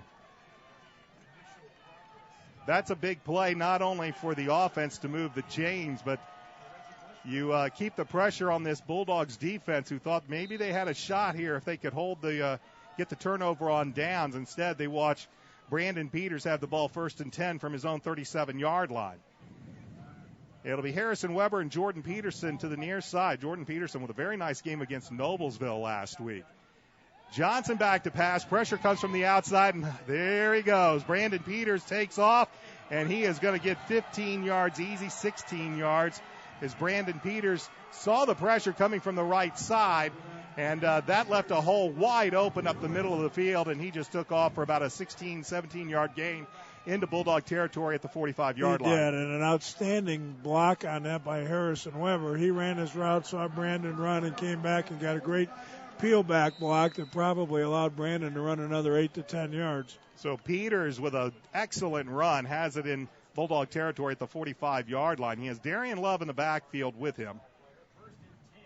And the Orioles have it 1st and 10. Bulldogs showing blitz, but they'll give to Darian. Darian's going to be stopped at the line of scrimmage. Forward progress is going to get him back to just about the line of scrimmage, but no further. It'll be 2nd down and 10 with the clock moving at 7:42 left to go first half. And Avon leading Brownsburg 26-7. Yeah, great penetration that time by the Brownsburg line. They tried to run a little wraparound trap play, pulled the guard, but, the front side defensive lineman for Brownsburg got into the backfield and just really broke up the rhythm of that play. Griffin and Peterson to the near side. Darian Love, the lone tailback, as Brandon Peters looks over a 2nd down and 10. Brandon, play action pass, fires. There's Andrew Griffin, and Andrew that time might have taken his eyes off of it just a little. He had a Bulldog coming at him full bore. So that was Storm Garnett, the linebacker, and what a great name for a linebacker. That is a fantastic. I remember when Steve Stonebreaker used to play, and I thought, what a great name for a linebacker. But Storm, not too bad. Made a great play there. So it'll bring up 3rd and 10 for Peters and the Orioles. Griffin and Peterson to the near side, and both joined by Matt Moore. Harrison Weber to the far side. Corey DePriest is the tailback on this 3rd and 10. Brandon, back to pass. They set up the screen, what and a they call. have it all wide open. They caught him in a blitz. Corey DePriest will take it all the way down to the 15-yard line, and credit not only Corey DePriest with a run, but Brandon Peters being patient, letting those Bulldog defenders get to him and then just flicking it out there and letting Corey, because they had that set up so well and he just ran it down to the 15. That's one of those oh darn calls by the Brownsburg defensive coordinator, because they were blitzing like crazy, thinking that it was going to be a downfield pass, and Coach Moore made a great call of the screen, and as soon as it started to happen, you could just see it materialize for Avon. Great call. So 1st and 10, here's a give. Corey left side, and he's going to run it into the end zone for the touchdown from 15 yards out. Yeah, I mean, right now, Avon just has too many weapons. I mean, if you take away the run, you give up the pass. You take away the pass, you give up the run. They've thrown deep. They've thrown underneath. They've thrown screens. They've thrown play action. And, right now, the play calling, I think, has really been good. And the offensive line is doing a job and allowing Avon to run. And right now, I mean, I'm sure Brownsburg is just trying to come up with an answer. And right now, they don't have one. Tyler Shanahan on for the point after. He's missed a couple, and he's also made a couple. That one is good. And with 6:42 left to go in the first half, Avon extends their lead out to 33-7. Back with a kickoff after this. This is Oriole football on ASO. McNamara Florist is Indy's hometown florist since 1954, with 8 convenient locations, including the new Avon store on Rockville Road. McNamara Florist is famous for our floral designs for all occasions that help our clients express their emotions through flowers. Visit McNamara Florist for outstanding personal service and to select from the renowned home decor merchandising, including stunning Christmas classics. McNamara Florist is located at 9655 East Highway 36 in Avon, and you can give them a call at 579-7900. Corey DePriest from 15 yards out runs it in, all set up by the huge screen play that DePriest took down to the 15-yard line. And the Avon Orioles extend their lead to 33-7 alongside the Indiana Football Hall of Famer Dave Shelbourne. I'm Brian Scott. Tyler Shanahan ready to kick this ball away. And the Bulldogs have had moments where they seemingly have tried to get a little bit of momentum. It's been the Oriole defense that takes the wind out of their sails. And Shanahan, boy, that one hit hard, and it was touched by Lisman, and Lisman's going to have to run it out. That ball was kicked so hard it bounced, hit Lisman in the hand. He retreated rather casually back into the end zone, but then he had to bring it out. I think he was kind of eyeing the official to see if the official, once he picked it up, would call the. Yeah, it's got to be. If the momentum of the ball took it in, it comes and that's out what to they're 20. going to. And that's what they're going to call now, is that they're going to say it is a touchback. But that should have been called immediately. As soon as the ball crossed the goal line, he should have signaled that that's. And Coach Mark Bless getting the explanation. The call is right to bring it out to the 20-yard line, as Coach mentioned. But it should have been made immediately. It should have been made, because that is exactly what Vincent Lisman was looking for. He was looking for the official to tell him, yes, this is a touchback, and he didn't get the signal. And you'd hate to see a kid get injured on something like that, because you've got the entire kick return team coming down at full bore, and Lisman was kind of just jogging it out there. Here's Akinrabadi. He makes a move, and he could be gone. He makes another move, and coming down to make the play, it's Brian Fitzgerald from behind. Akinrabadi tried to make a couple of moves, and while he was trying to make another move on an Oriole defender, Fitzgerald came from behind to bring him down. But it is a gain all the way out to the 46-yard line to pick up a 26 yards. Well, and as dominant as Avon's front has been, that time he hit the hole clean. I mean, nobody had a hand on him, and he got into the secondary all by himself. Great play. A.J. Elcock, and once again, they tried to fake the handoff to Akinrabadi with Johnson running around the left end. This time, A.J. Elcock met him about 3 yards back in the backfield and took him down. It'll be officially a 2-yard loss back to the 44-yard line. It'll bring up 2nd and 12. Yeah, I mean, if you're Avon right now, all you want to do is not give up a cheap touchdown. I mean, even if you give one up, that's not there. Yeah, pass incomplete. Lance Meyer in coverage. Intended receiver was Ray White. And that'll bring a 3rd and long for Brownsburg. Yeah, I mean, if they want a nickel and dime and, 5 and 6 yards and, try to pick up 5 first downs and score. I think Avon would be very content with that. What they don't want to do is give up a cheap one here and, give them any idea that they can get back in the game. So 3rd down and 12. Bulldogs would have to take it to the 44-yard line as Johnson takes the snap, gets pressure as they push it back. He'll fire near side and in and out of the hands of Eli Johnson, the intended receiver. He wasn't going anywhere. Lance Meyer and Brian Fitzgerald, along with Ian Pendleton, all waiting on him. So he would have been stopped probably around the Bulldog 48-yard line. But as it is, it's going to be a punting situation as Hunter Johnson will punt, and Matt Moore and Brian Fitzgerald will go back deep for the Orioles. Yeah, let's see if Brownsburg has shored up their punt protection, because, boy, the last time when Campbell came, he came clean. Well, they are in a tight punt now, so. So Campbell, who has been on fire, but Johnson will get this one away. It'll be let bounce, and it'll bounce inside the 30. Not a great punt, but the Orioles will have it 1st and 10 from their own 26-yard line, up 33-7. Still 5 minutes and 35 seconds remaining in this first half. And the Orioles back in business. And much like we saw last week, we've seen an interception return for a touchdown. We've seen the Orioles run it in. We've seen Brandon Peters throw it into the end zone for a touchdown. And about the only thing, they've also gotten the special teams play on the block punt. So all 3 phases of the game, once again, working very well for Coach Mark Bless and the Orioles. Here's Peters. He has Matt Moore, and Matt will take it up to about the 34-yard line, a pickup of 8 on the first play. Yeah, and I don't want to jinx this, but I don't think we've punted yet. We've scored every possession. So it'll be 2nd down and 2. As back to pass, Brandon, he'll get hit, but he's going to get rid of it. And here's Matt Moore just rumbling past the 45-yard line. Brandon got popped, and he's down. He was hit by Isaac McCormick, a 6'2", 240-pound junior defensive lineman. And Brandon, he stuck in there, and he knew he was going to take the hit, but he got the pass off to Moore.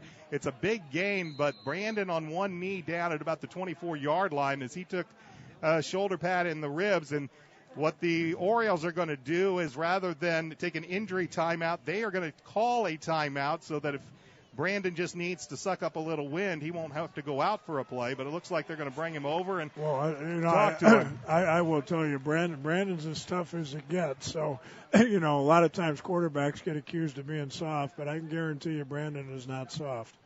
One of the better DBs I had when I had him in 7th grade. In fact, his dad still gives me some grief that I didn't play him more on defense. So, we've seen him run. We've seen him take hits. If he's not seriously hurt, it's not going to be too long before we see him back in there, because he's a tough kid. Of course, a lot of Orioles fans will remember last year when during the regular season he took that hit from Asmar Bilal with Ben Davis. He never had to leave before a play. It was a 4th down play. And then in the sectional game, we saw Brandon Peters run over Asmar Bilal. Bilal did not return in that game. Yeah. 1st and 10, Brownsburg, and by taking that timeout, it is Cameron Meisner, though, that is in. So Meisner in, he gives it to Darian Love. Love spins, takes it into Bulldog territory down to the 46. So Cameron Meisner is in for one play, and one play only, as Brandon Peters right back onto the field after taking a little bit of a breather, but one play only. Meisner hands it off. It's a pickup of 6. And Meisner, in a little bit of time he's gotten this year, has done a really, really nice job. He's done exactly what he's supposed to do, hasn't turned the ball over, and the offense really, for the time that he's played, has clicked pretty well. So Brandon Peters back in, play action pass. He fires. He has a man wide open and overthrows Matt Moore. Matt Moore had one-on-one coverage and had a step on the defender, and Brandon that time loaded up that shotgun arm and just let it fly, and it flies about 3 yards further than Matt Moore. Now, if Andrew Griffin is running that route, might be a little different story. It might be, and that's one, not that we don't want the touchdown tonight, but that's one you want to get on film also for the other people to see. And we've got 4 receivers, including Matt Moore, the tight end, that have the capability of going deep. Jordan Peterson and Harrison Weber, and obviously Matt Moore and Andrew Griffin. So 3rd down and 4, they'll fire, and that'll be Andrew Griffin. And That's just a very nicely designed play. They stacked up Moore and Griffin on the far side and basically let Moore run a little bit of interference downfield, kind of like a one-man screen, and then Griffin gets the pass and they get the first down. Yeah, you get him open in the open field. He's tough to catch. And, you know, he's just so sure-handed. I mean, I can't remember the last time or if he ever has dropped the ball. So 1st and 10 at the Bulldog 39-yard line. Peters hands the ball off, and getting nowhere and being brought down is Darian Love, as coming in to make the tackle for Brownsburg was Ricky Clark, the 5'8", 295-pound defensive lineman. He is a junior, and they stop Love for about a 1-yard loss. It'll bring up 2nd and 11. Clock shows under 4 minutes left to play. First half, Avon up 33-7. Brandon back to pass. And he delivers a strike. There is Moore, and he'll take it down to the 15-yard line. A beautiful strike found Moore right in the seam of 3 zoned Bulldog defenders, and Moore takes it down to the 15, and Avon's in business again, 1st and 10. Well, you know, he's one of the few tight ends that I've seen could do that. A lot of times they'll put him as an inside receiver, and it's tough when you're matched up with linebackers, but he was a tight end away from trips. Here's the handoff to Darian Love. Love fights for some yardage. He'll pick up 4 down to the 11. Yeah, just to kind of expand on what I was explaining in the last play, that time he's lined up on a corner, and he's still a good enough athlete because he runs routes like a wide receiver to run his route and get open even with a corner defending him. Peters back to pass, fires and overthrows. He was looking for Andrew Griffin. Yeah, that's that back shoulder fade again that they have pretty well patented. That time the ball was just overthrown just a little bit. Tough to tell right now whether that rib shot has affected him or not, but that's a play that they seem to own. So it'll be 3rd down and 6. Ball at the 11-yard line. Need to get down to the Bulldog 5. Griffin and Weber to the far side of the field. Peterson to the near side, and Corey DePriest is the tailback. Get up on the line of scrimmage. So Peters waits, takes the snap. He will fire again over the middle. Andrew Griffin, and into the hands of Harrison Weber. No, dropped the ball. It was a ping-pong ball as it went off of the hands of Andrew Griffin and back in the back end zone. There's Harrison Weber, who tried to reel it in. He couldn't. It'll bring up 4th down, and we'll see if Tyler Shanahan's going to get a chance for a field goal attempt here. And, you know, from a coaching point of view, what a great opportunity. You know, I mean, it's not the pressure of a game winner, but it is an attempt at a real game. I mean, you know, he's played football here for a week. He's got the leg. He's a great athlete, but kicking in a real game is different. 28-yard, and it's a fake. Griffin picks it up. Run. Looks, fires into the end zone, and out of bounds. Out of bounds is Griffin. Well, we won't know until Monday if that was a fake or Andrew did that on his own.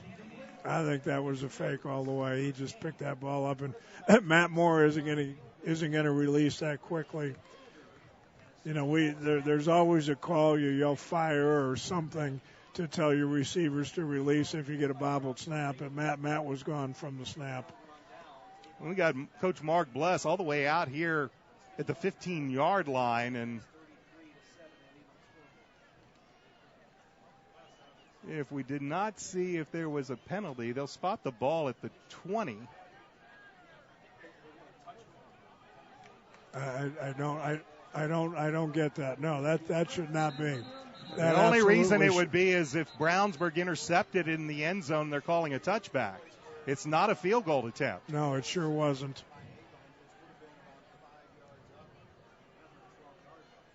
This is just... Yeah, now they're bringing it back, because the only reason you would call a touchback there is if Brownsburg intercepted, and they didn't. Or if the refs made an error. In which case they are rectifying at the moment. That's embarrassing.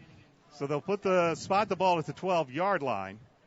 You know, that's like not making a call on the touchback earlier. I mean, that's just mechanics. So we'll give the ball back to Brownsburg, but they trail 33-7 with 3:02 left to go in the first half. Passes to Lisbon on this little swing pass. This time, Ian Pendleton with a nice play to knock him out of bounds.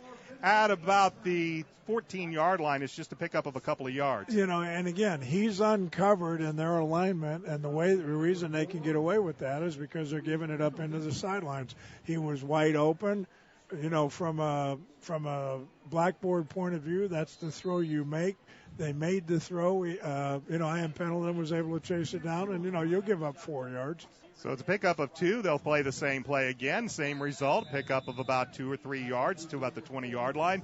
It'll set up 3rd and 2. And if they want to, they can complete that pass 30 times from now until the end of the game, and they will build up their stats, and Avon will be thrilled to death, and they'll do cartwheels going out of here. Because they'll still win by about 30-some-odd points.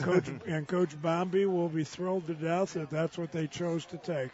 So 3rd down, about a yard to go as Hunter Johnson looks over to the sideline. Tokes Akinrabadi. You would think in a situation like this that Akinrabadi is who they're going to give the football to. Johnson, though, will pass. He'll throw out near side. Pass what is a great complete. tackle. And coming in to make the play was Lance Meyer. Making the catch for Brownsburg was Ray White. He took a hit. Bulldogs will get a 1st down, but as Coach mentioned, they've run 4 plays now and have picked up about 13 yards. Yeah, that's a who cares 1st down. So it's down to 2:46 left to go in the 1st half. And Johnson's back to pass pressure. Coming from behind, he'll throw it downfield. His receiver stopped. He was looking for Ray White on the near side. He was thinking that White was going to continue downfield. He was covered one-on-one by Lance Meyer. Meyer with excellent coverage. And the pass is overthrown and make it 2nd and 10. Well, I'll repeat what I said earlier. Right now Avon doesn't care how many 1st downs they get. There's 2 minutes to go. They're up by 4 touchdowns. They'll give up 6 1st downs here. What they don't want to do is give up a home run. 4 wides.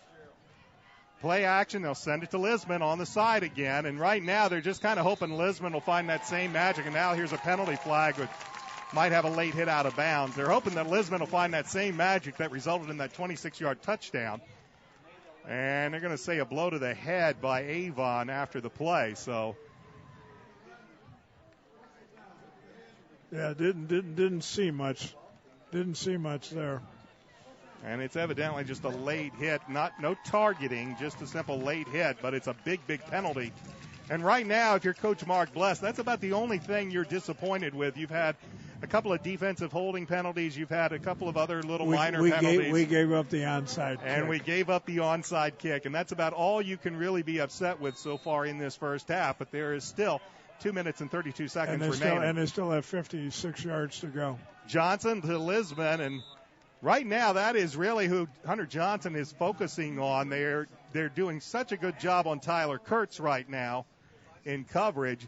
They've gotten the ball a little bit to Ray White, but he is looking everything to the near side boundary right now. He hasn't really looked off to the left side. And again, those are 5-yard gains. We'll give those up every play for the rest of the game and be totally happy.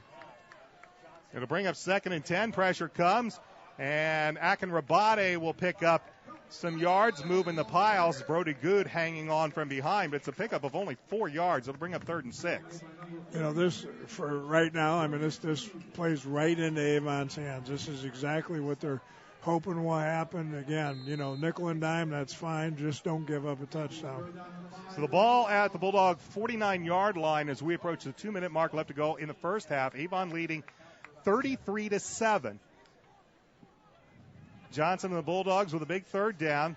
Johnson back to pass. He'll throw. He's looking for Ray White, and the pass is incomplete. He and Lance Meyer locked up one-on-one, and once again, Lance Meyer with a good job using the boundary as a kind of an extra defender, pinning White to the boundary, and it goes incomplete. But you can't get beat. They didn't get the touchdown, but with less than 2 minutes to go and a half when you're up by 4 touchdowns, play back 12 yards. Keep giving up that little one. If they'd completed that pass, you give them a little false momentum going into halftime. Give it up. You can give up the short one. You can't give up the long one. Head coach Brett Comer on 4th and 6 and down 33-7. Of course, he's going to go for it. The Orioles have the football to begin the 2nd half, so the Bulldogs will use their first timeout, and we'll take a timeout as well. With 1:49 left to go in the 1st half, Avon up 33-7. Back in a moment. This is Oriole football on ASO. Avon Dental Center is a proud sponsor of Avon High School sports broadcast. Dr. Timothy Greer and Dr. Christopher Lefebvre have served Hendricks County families for over 20 years. Located in Avon's Beechwood Center area just east of Ivy Tech, they're open Monday through Friday, although early morning hours are available. Avon Dental Center offers high-tech dentistry that includes dental implants, orthodontics, and one-appointment crowns. At Avon Dental Center, their priority is to deliver quality care to informed patients in a comfortable and convenient setting. You can get more information at avondentalcenter.com or call for an appointment at 272-8100. Avon Dental Center. A minute 49 left to go first half. All Avon 33-7 alongside the Indiana Football Hall of Famer Dave Shelburne. I'm Brian Scott. Head coach Brett Comer. The Bulldogs calls a timeout, 4th and 6. And the Bulldogs, they need points. That means they need first downs right now. They'll have it at their own 49-yard line, needing to get to the Oriole about 46. So let's call it 4th down and 5. And now we'll have a timeout and an illegal procedure called. And you can just see Brett Comer. He's pulled the headset off, and Ray White is going down back to the head huddle with his head hung low, because that is going to change Coach Brett Comer's thoughts. Instead of going for it, now he's going to send Hunter Johnson back in punt formation. Well, I know the fans are, probably not agreeing with this call, but when you've got almost 2 minutes to go, if they had to give the ball up here to Avon, it's almost a sure touchdown. So this is the wise coaching move by Coach Comer. So Johnson to kick, and it's a high, short kick, and it's going to go out of bounds. Wow. And this is about as bad. You might have well have gone for it almost. Yeah. This one's going to be spotted out at the 43-yard line of Avon, so it's going to be a net of maybe about 18 yards. So it's a really poor punt by Hunter Johnson, and now Avon, with a minute 41 and all 3 timeouts remaining, leading 33-7, have the football. Yeah, you watch and see. We'll see some little drag route here. They'll try to hit Andrew Griffin or Matt Moore on some kind of a crossing route here. They got Andrew Griffin one-on-one near side. 3 wide receivers to the top of the formation. Back to pass, fired over the middle. There's Andrew Griffin at the 40, and he will dive down to about the 38-yard line. He was wide open, one-on-one coverage, and just slanted it right into the middle. And as coaches said, well, this is game number 10, and this is only the 10th game he has said that. It's an easy pitch and catch, and it's a first down for Avon. Yeah, and and that's what they're giving him right now. They're playing off a little bit. They're playing fairly tight, I guess, for a game being this far out of hand, but the crossing routes, although they're up tight now, they're in some kind of man coverage here. Back to pass, Peters. He fires Touchdown. Deep, looking for Matt Moore. Has the pass, has the completion. Touchdown. And down at the 1-yard line. Oh. Matt Moore, he had his man beat 6 ways to Sunday, and Peters puts him down, puts it on the mark, and they're gonna deny Matt by about 1 yard. You can tell that official wasn't a quarterback. Those stats would have looked really, really good after that one, as if they don't already, and we haven't even finished the first half yet. Well thrown ball, and again, sitting up here, it's easier for me to see, and with the coaching background, but the blitz was coming. They were in man. They did a nice job picking it up to give Brandon time to make the throw. I mean, it was an easy pitch and catch. I believe that's Brian Fitzgerald in the tailback, and Bryant with the football, and that's about as easy of a stroll as you're going to make. A 1-yard touchdown run from Brian Fitzgerald. He has a touchdown on an interception return. Now he has one running the football, and with a minute 3 left to go in this first half, Avon is a point away from hanging 40 on the Bulldogs after that 1-yard touchdown run. So the shanked punt, the big pass to Matt Moore, and now Tyler Shanahan on for the point after as the youngster gets this one up and gets it through. And with a minute 3 left to go in the first half, the Avon Orioles have put 40 points on the Brownsburg Bulldogs. They lead 40-7 with a minute 3 left to go in this first half. No punts. No punts. They haven't stopped us yet. Matter of fact, we were curious of who we might see punt in this game. Hunter Johnson is the punter for the Bulldogs. it's Brandon Peters that's listed tonight as the punter for Avon, but fortunately they haven't needed him. Maybe they knew they weren't going to have to use him. We saw Caleb Alvarez last week do some punting in the game once Perino was out, and right now with a 40-7 advantage for Avon, he may be who Coach Bless calls on here in the second half. But right now, all Avon, and they have now done it every way possible that you can imagine. Brian Fitzgerald has an interception return on a pick six. Now he runs it in from 1 yard out. Touchdown passes from Brandon Peters. A couple of nice runs from Corey DePriest. And a little bit of trickery on the hook and ladder, and they've done it every way possible as this kick is going to be fielded at about the 3.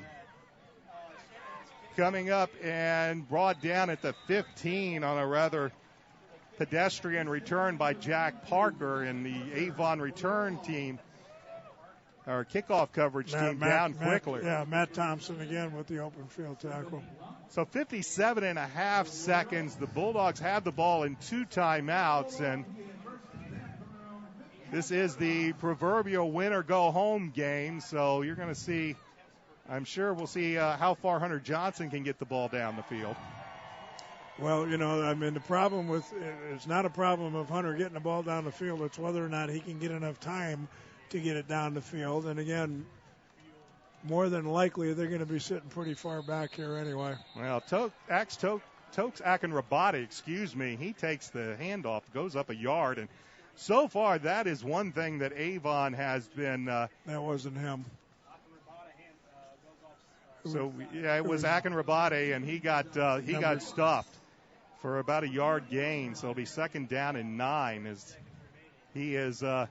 The play clock or the game clock under 30 seconds. Brownsburg in no hurry. They look like they're just going to milk this out.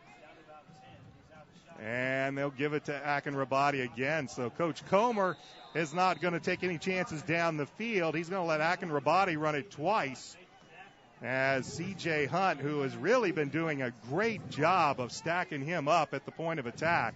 And that's all Coach Comer and the Bulldogs want to do. They're going to head to the locker room and see if they have any answers that they can come up with for this very potent Avon offense, and more importantly, a very strong Avon defense. We've hit the halftime as the Class 6A number 6 team in the state, Avon Orioles, leads the Brownsburg Bulldogs 40-7. We come back, we'll take a look at what's going on tonight, especially as far as the sectional is concerned at Ben Davis and Pike. And we'll talk about what our possibilities are for a matchup in Avon next week. Take a picture. This is Avon Oriole football on ASO. Changes Home Care is a proud sponsor of Avon High School football broadcast. Changes Home Care assists the elderly in staying independent in the comfort of their own home as long as possible. They assist individuals with bathing, dressing, transportation, medication reminders, light housekeeping, companionship, and much more. Their office is on Shiloh Professional Drive in Avon. Changes Home Care serves Hendricks and Marion County as well as all of the surrounding counties. Their services are available 24/7, 365 days a year. For a consultation appointment, call area code 317-271-3800. That's area code 317-271-3800. Changes Home Care in Avon. McNamara Florist is Indy's hometown florist since 1954, with 8 convenient locations, including the new Avon store on Rockville Road. McNamara Florist is famous for our floral designs for all occasions that help our clients express their emotions through flowers. Visit McNamara Florist for outstanding personal service and to select from the renowned home decor merchandising, including stunning Christmas classics. McNamara Florist is located at 9655 East Highway 36 in Avon, and you can give them a call at 579-7900.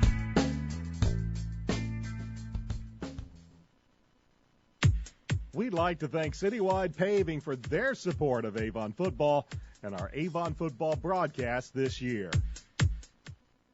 Avon Dental Center is a proud sponsor of Avon High School sports broadcast. Dr. Timothy Greer and Dr. Christopher Lefebvre have served Hendricks County families for over 20 years.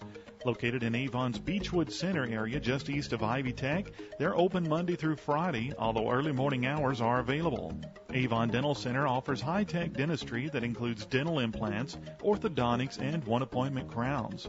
At Avon Dental Center, their priority is to deliver quality care to informed patients in a comfortable and convenient setting. You can get more information at avondentalcenter.com or call for an appointment at 272-8100. Avon Dental Center.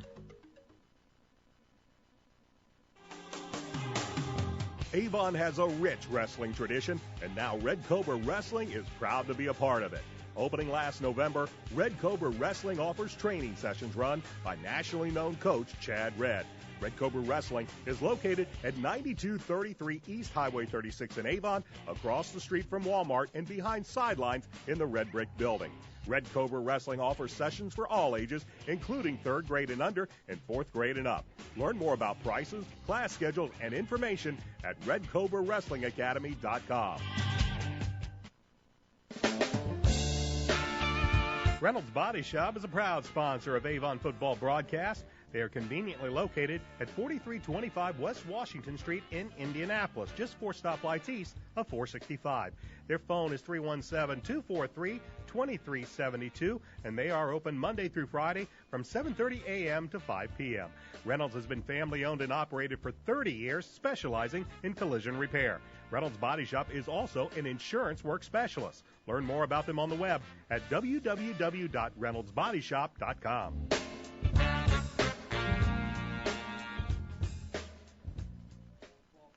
Halftime at Rourke Stadium at Brownsburg High School. It has been all Avon pretty much since the beginning of this contest. They lead Brownsburg by the score of 40-7 in the Class 6A Sectional 5 opener for both teams, with the winner with a right to move on to play either Ben Davis or Pike next week. This is the Oriole Halftime Show. We'll tell you what has happened in this first half. It's been a dominating performance by Avon on both sides of the ball, but what's even been more impressive in this football game so far is that there have been a couple of times that the Brownsburg Bulldogs have tried to gain a little bit of momentum. They've made a couple of nice plays, but every time they seemingly get a little bit of momentum, the Avon defense has come to squash that in a big hurry.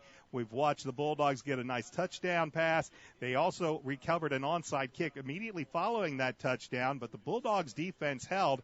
And then on the only other time Brownsburg has been able to move the football, they had it 1st and goal at the 8. Brody Good sacks Hunter Johnson of Brownsburg, and the Bulldogs end up going for it on 4th and goal at the 14, and the Orioles hold them out of the end zone.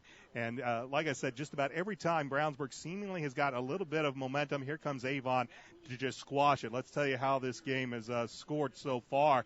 It began with 8:57 left to go in the first quarter when Brandon Peters hit Harrison Weber on a 20-yard strike right down the seam. Tyler Shanahan, he was a soccer player last week. He is a football kicker this week. The 6 foot, 175-pound senior hit his first ever point after, and Avon was up 7-0. In the very next possession by Brownsburg, Hunter Johnson throws a pick 6 to Brian Fitzgerald. Fitzgerald returns at 28 yards for the touchdown. The point after is no good, but with 8:16 left to go in the first quarter, Avon held a 13-0 lead. It would increase to 20-0 with 6:45 left to go in the first quarter after the Bulldog offense sputtered once again to a 3-and-out. The Orioles get the kick, and Andrew Griffin is on the receiving end of a 15-yard Brandon Peters touchdown pass. Shanahan's point after is good. It is 20-0 still in the first quarter. The Bulldogs would get their only points of the first half with 4:25 left to go in the first quarter. Vincent Lisman on a little flat pass that he made a couple of Oriole defenders miss. He scooted down the sideline and managed to get in the end zone. Devin Steinman's point after was good, and with 4:25 left to go in the first quarter, it was 20-7 in favor of Avon. On the touchdown pass, Lisman was the Orioles, were called for a face mask personal foul penalty. That allowed Brownsburg to kick it from the Oriole 45-yard line. Coach Brett Comer elected to go for the onside kick. It was successful. However, the Avon defense, they came up big, and they managed to stuff Brownsburg and keep them from getting any points out of that. And then on the very next possession, it was a what we call the good old hook and ladder, and Coach will say that he would like to see all the yards go to the quarterback, and the running backs coach would say he'd like to see some yards out of it. And all we do know is we got 7 points out of it. As Brandon Peters hit Matt Moore about 21 yards, 20 yards deep.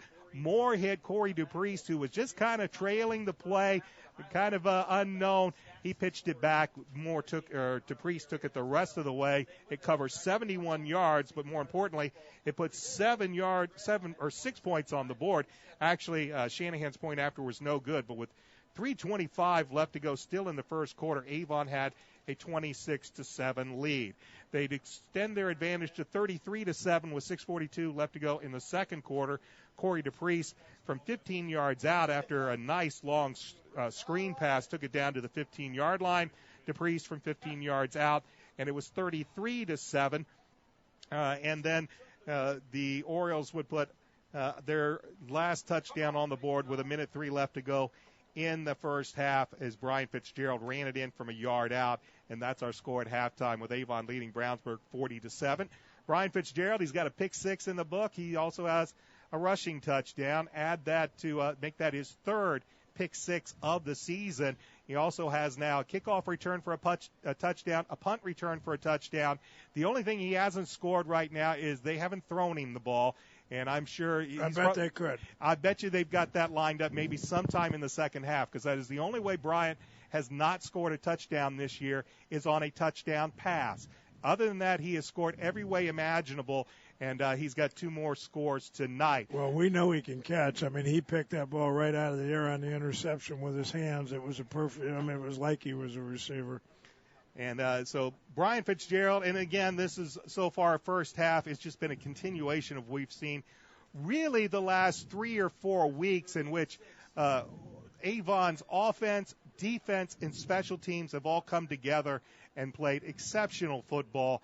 And right now they've been really putting it to Brownsburg here in the first half, 40-7. As I mentioned, the winner of this game has the right to commute either Ben Davis or Pike in the sectional championship game. Right now, things looking very good for Avon, but we still have a half of football to play. If Avon does continue to hold on to this game and hold on to this lead and win, they will host the sectional championship game next week, win or lose, no matter what happens to Ben Davis or Pike. Avon is hosting the sectional championship game. The Orioles would probably like to have a rematch with Ben Davis. They've lost 5 straight matchups to their last 5 matchups to Ben Davis, including a 49-42 heartbreaker in week 2 at Ben Davis. That's a game that I'm sure that many of the Orioles would like to have another shot at.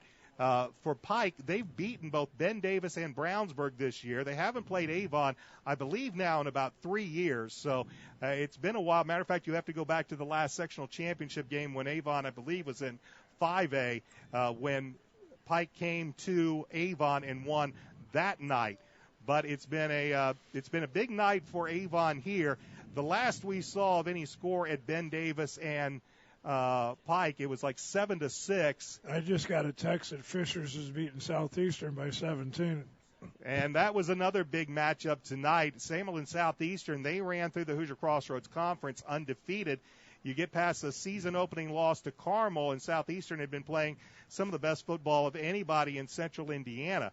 But if Southeastern's trailing Fishers, Southeastern came into that game on an 8-game winning streak. Fishers has won a couple of games since their loss to Avon several weeks ago. That's a big game. But as I mentioned, Ben Davis and Pike, that is where all the action is tonight. A win by Avon tonight means they will host Ben Davis and Pike. Probably not as strong as either of those two teams thought they might be this year. Ben Davis finished with a record of 5-4 in the regular season, while Pike, who blew away Brownsburg at the beginning of the season, 55-34, and then beat Ben Davis 2 weeks later, 30-27. Since then, they haven't played exactly really, really good football, but they are that game is being played at Pike tonight. Of course, Brownsburg, they didn't beat either Avon or Pike, so they were the only team in sectional play in the sectional that has no sectional wins. But it's been an exciting first half here. If you're an Avon Oriole fan, up 40-7 in the first half. And Coach, I don't know what more we can sit there and say. What do you want to do? As we said, there's a few penalties I'm sure Coach Bless would like to correct, and then there was, of course, the onside kick. But you really don't have a whole lot to talk about other than keep your intensity, keep your focus, and let's get through this. Well, yeah, and you have to do this. And at the same time, I mean, this game is not over, but, it is.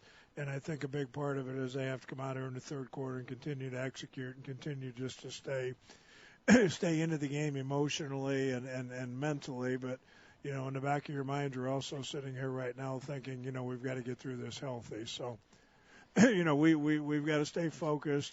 I'm sure the starters are going to stay in there probably at least through the third quarter or most of the third quarter. And, hopefully if things continue to go the way they are, you're going to see some of the other kids get an opportunity to play in the tournament, which is an awesome thing. And, you can get some of your starting players off the field. But, the priority right now is to continue to execute and try to get out of this as healthy as you can. And you're right, from a coaching point of view, there's not much to criticize.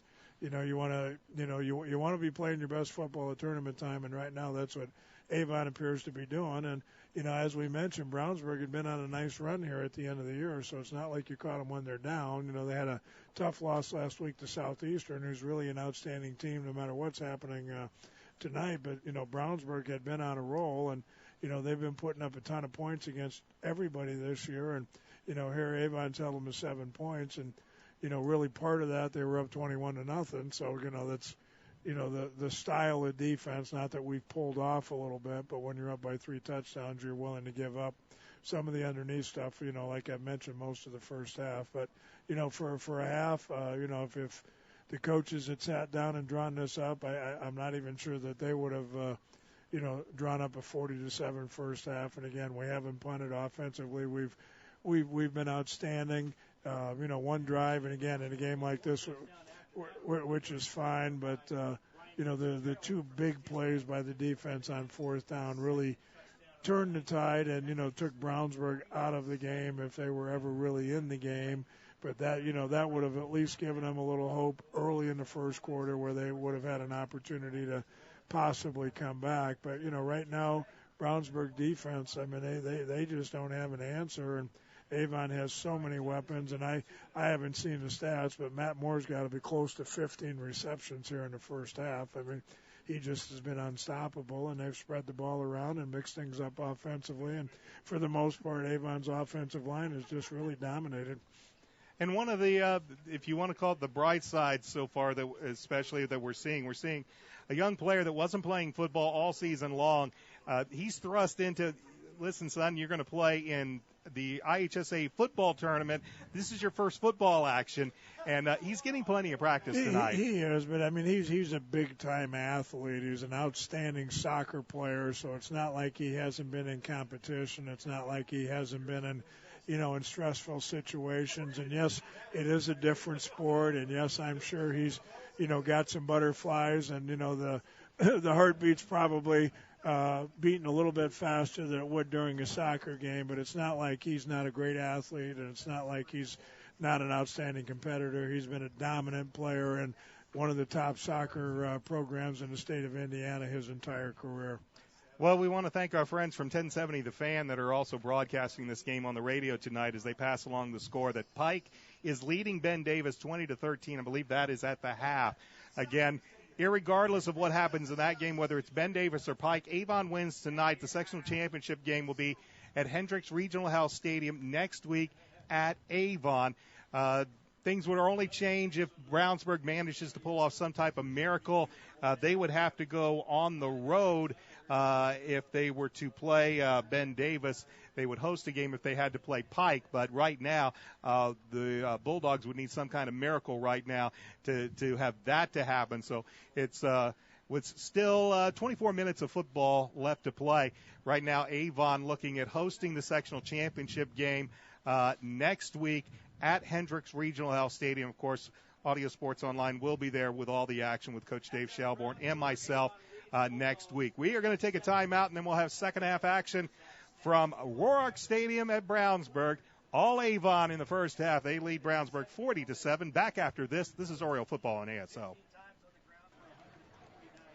Changes Home Care is a proud sponsor of Avon High School football broadcast. Changes Home Care assists the elderly in staying independent in the comfort of their own home as long as possible. They assist individuals with bathing, dressing, transportation, medication reminders, light housekeeping, companionship, and much more. Their office is on Shiloh Professional Drive in Avon. Changes Home Care serves Hendricks and Marion County as well as all of the surrounding counties.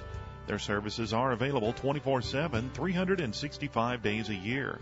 For a consultation appointment, call area code 317-271-3800. That's area code 317-271-3800. Changes Home Care in Avon.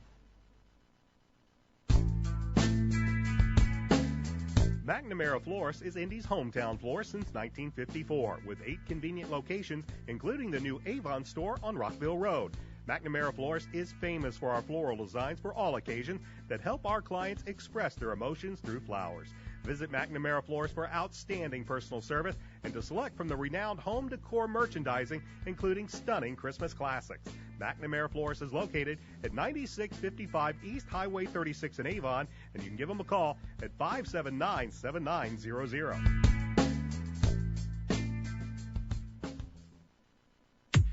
We'd like to thank Citywide Paving for their support of Avon football and our Avon football broadcast this year. Avon Dental Center is a proud sponsor of Avon High School sports broadcast. Dr. Timothy Greer and Dr. Christopher Lefebvre have served Hendricks County families for over 20 years. Located in Avon's Beechwood Center area just east of Ivy Tech, they're open Monday through Friday, although early morning hours are available. Avon Dental Center offers high-tech dentistry that includes dental implants, orthodontics, and one-appointment crowns. At Avon Dental Center, their priority is to deliver quality care to informed patients in a comfortable and convenient setting. You can get more information at avondentalcenter.com or call for an appointment at 272-8100. Avon Dental Center. Avon has a rich wrestling tradition, and now Red Cobra Wrestling is proud to be a part of it. Opening last November, Red Cobra Wrestling offers training sessions run by nationally known coach Chad Red. Red Cobra Wrestling is located at 9233 East Highway 36 in Avon, across the street from Walmart and behind sidelines in the Red Brick Building. Red Cobra Wrestling offers sessions for all ages, including 3rd grade and under and 4th grade and up. Learn more about prices, class schedules, and information at RedCobraWrestlingAcademy.com.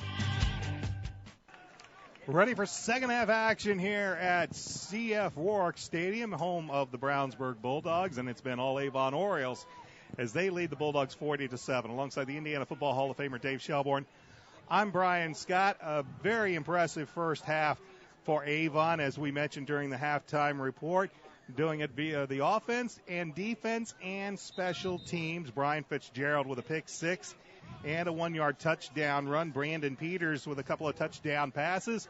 Matt Moore having a big night. Andrew Griffin having a big night. As a matter of fact, the only thing we really haven't seen the Orioles do a lot of is run the football, but they are keeping Brownsburg definitely honest, as Darian Love and Corey DePriest have both been running the ball effectively.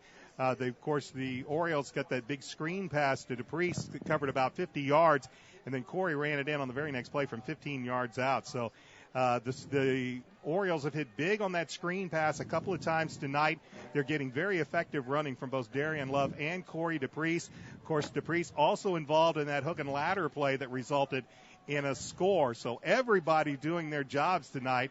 And now Avon will have the ball to begin the second half, and they are acting like they might see an onside kick on this play, and it will be kicked, and it'll be taken by Fitzgerald at the 19. He will take it to the opposite side. Here's a hole, and Bryant penalty flag on the play, and you could tell this is what we've seen from Oriole opponents the past 3 weeks. They're doing their best to kick the ball away from 31. During punt coverages or punt returns, we see both Bryant and Matt Moore. We've seen Luke Shayatovich the last couple of weeks, really kind of changing things up to try to keep the kicking team guessing. And this time we saw Devin Steinman kind of give this low-line drive kick that was recovered by Fitzgerald. He had a nice return, but a holding penalty will move the ball back to the Oriole 27-yard line, and that's where they'll have it first down and 10, as it is now 27-20 in favor of Ben Davis. So Ben Davis and Pike having a good one at Pike. Meanwhile, Avon in workmanlike fashion here at Brownsburg with first and 10. They'll hand the ball off. This is Darian Love, and he will pick up yardage to about the 30-yard line, a pickup of about 3 yards on the play for Love. As again, we haven't really seen the Orioles break a lot of big runs, but they're gaining positive yardages on every play, and as Coach loves to say, keeping on schedule for the most part on every drive. And right now they'll face second down and 7. Yeah, I'm sure the big thing Coach Bless wants here is just a continuation. You know, he just wants to see them continue to do the things well in the third quarter that they did in the first half. Brandon takes the snap, fires right side, pass is complete. That's Andrew Griffin. Pick up of 4 yards, and he's brought down very quickly right there, but that'll leave Avon with a third down and 2 from their own 35-yard line. Just underway, second half. Yeah, not that they need it, but if the Brownsburg corner is going to play the hitch that tight, you know, Andrew can run right by him anytime he wants. But, you know, not sure if we really want to go for the jugular this early. Maybe so. Be third down and 2. This is the opening drive of the second half. Avon leading 40-7. Winner to play Ben Davis or Pike, and we understand Ben Davis now leading 27-20. Third and 2. They will give the handoff. This is Corey DePriest with Darian Love, and Darian Love looks like he might have enough for a first down. So we'll see. It's going to be close. It's pretty close. They're going to eye it, and I'm sure they will give him the first down. So they'll give him the first down and move the chains. So Darian Love needed a couple of yards, and he got it by evidently the nose of a football, and they'll move the chains and give the Orioles a first down. Well, good start for Avon. You know, a little close on the measurement, but, you know, first down. They just want to come out here again and continue to mix things up and do the things they did well the first half. You know, as we mentioned earlier, they've yet to punt. They have Weber and Peterson on the near side, and Peterson looks like he's uncovered, and they've got a definite matchup here, but they'll hand the ball off, and they will bounce it off. Darian Love still running, and Darian looked like he should have been stopped after a 2-yard gain. He ends up picking nearly 10 yards, and he looks like he'll have an Oriole first down. Yeah, great run. He was hit at the point of attack, hit in the backfield, and kept his legs going. He runs hard. Darian's done a great job here the last 2 years when he's called down as a running back. He's got really good quickness, and, you know, he really can hit the hole when he's given the opportunity. So Avon gets another first down. They will again bring Weber and Peterson to the near side, and they leave Darian Love in the backfield on this first and 10. And they will give it to Darian. Darian will look for some room on the left side, as it looks like Brownsburg now is kind of stacking the box up. Yeah, that's what I'm looking here with you. I mean, I know we don't need to, but with what they're doing right now, I mean, the obvious thing to do is throw and throw deep. So whether or not we'll do that or not, we'll have to wait and see. It's a gain of a yard for Love. That'll bring up second down in line. He stays in the backfield. Peterson and Weber to the near side. And all Brandon really has to do is look over here to the near side, and he's got no safety help at all and one-on-one coverage. So we'll see what they elect to do on this second down and 9. Brandon back to pass. He fires deep. There's a hold and a half. And right now, that's just, as Coach said, that's the defender knowing he's beat by a mile.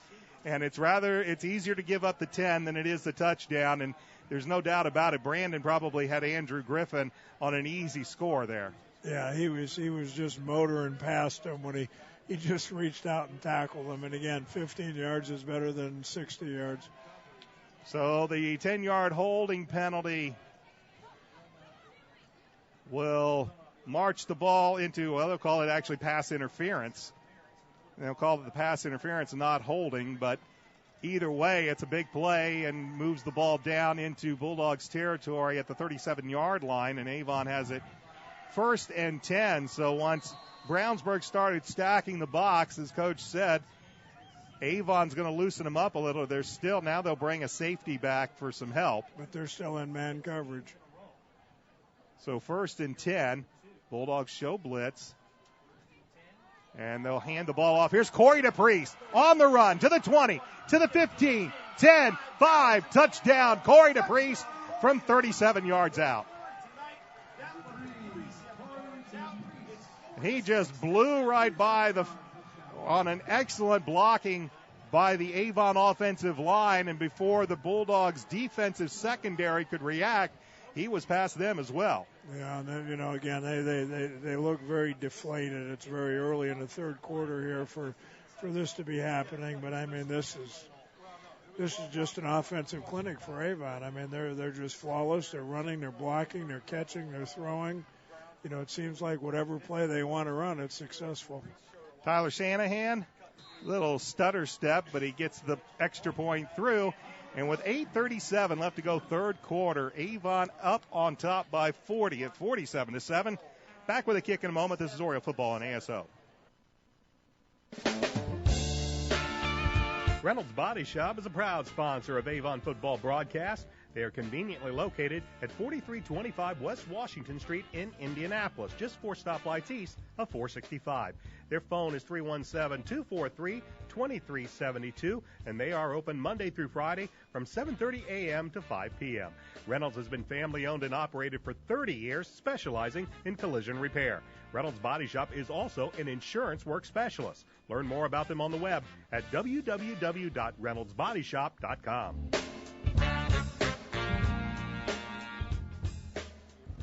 Corey DePriest, 37-yard scamper, adds another touchdown to the scoreboard for the Avon Orioles. And with 8:37 left to go in the third quarter, they lead Brownsburg by the score of 47-7. And Tyler Shanahan, who is getting a lot of work here in his first football game, he has been kicking extra points. Probably the only thing he wishes he had was that field goal that he could have attempted at the Orioles faked. And now Shanahan tees it up and kicks it off, and an end-over-end kick that will be taken at the 11 to the 20. And he's going to be dropped as Brian Fitzgerald is just everywhere, every place, all the time. A nice play on special teams to upend Jack Parker. And it is now a big lead for Cathedral over Lawrence Central. We're also 21-16. 21-16, excuse me. Now we're doing a little scoreboard watching up here in the press box with Avon well out in front. We're trying to keep our concentration. We're trying to keep our concentration. Again, the last score we heard, Ben Davis was leading Pike 27-20. So the winner of this game, which right now Avon well in hand, is here's a give to Akinrabadi, and he'll plow up for about 3 or 4 yards. And that may be the biggest actually, we have a new quarterback in for Brownsburg. Kyle Strakus is in at quarterback for Brownsburg. So Hunter Johnson is not in the game for the Bulldogs. So Strakus is in the game for the Bulldogs. As Hunter Johnson, we will look to see if we see him on the sideline, but it is the backup. Strakus, his pass incomplete, looking for Vincent Lisman. It's incomplete, and that'll bring up third down. And I'm not really seeing Hunter Johnson on the sideline at the moment. And they are checking. There he is over here on the near sideline over by the where they keep the field goal, and they are checking his arms. Strakus back to pass, looking for Lisman. It's incomplete, and they're checking the type of stuff they're doing for him. They're checking for shoulder, or they're looking for maybe a stinger. Yeah, I was going to say a pinched nerve or something. A pinched nerve.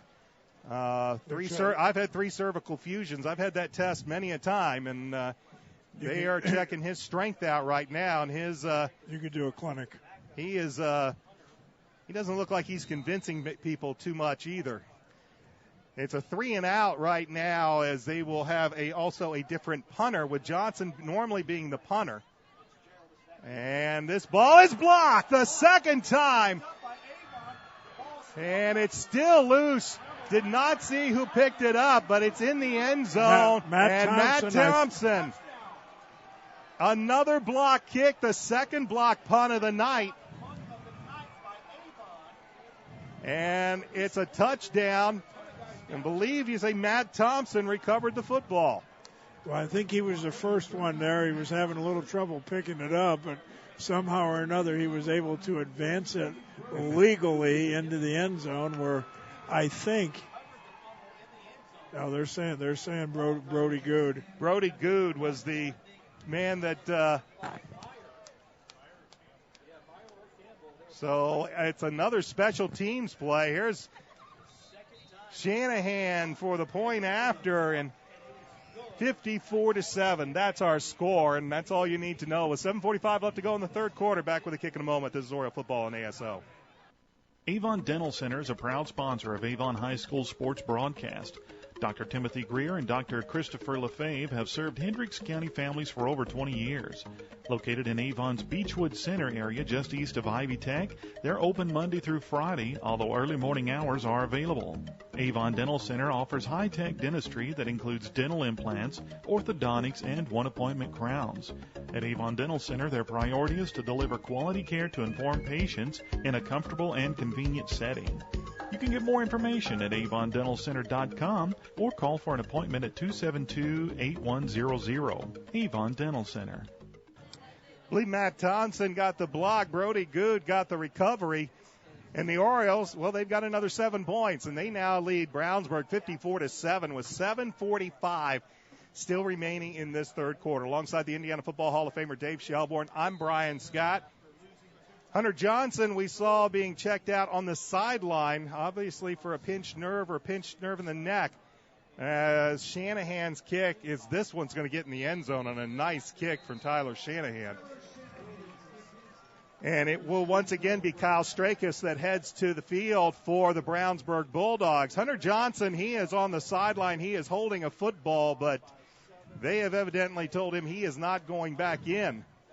And the young man looks rather dejected, but again, as somebody who has seen that test on numerous times, they evidently don't feel like he's either got a stinger, a pinched nerve, or something that he's they're going to hold him out as a precaution, especially in a blowout like this, 54-7.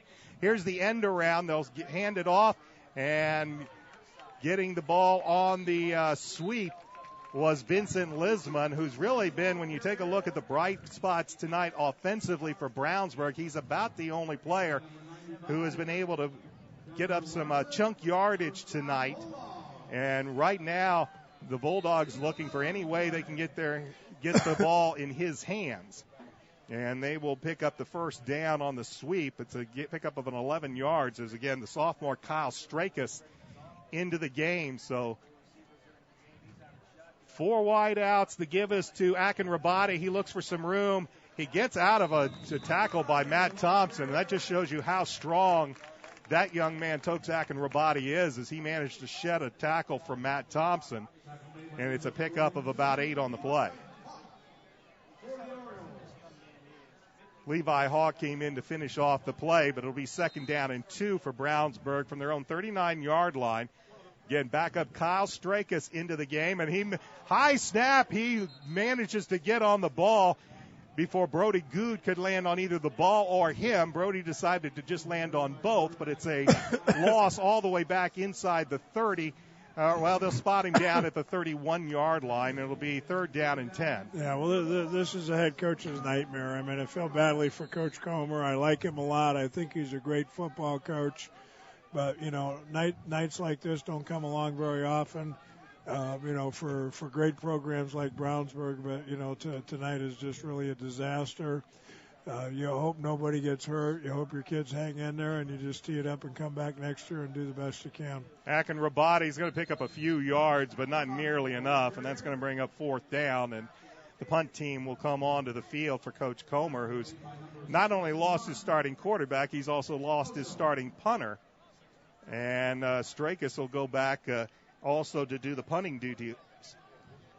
Yeah, well, the punting's part of it, but the protection has just not been good. I mean, they've gotten free runs at the poor punter, and neither one of the Brownsburg punters has really had much of a chance, and the snaps have been fine.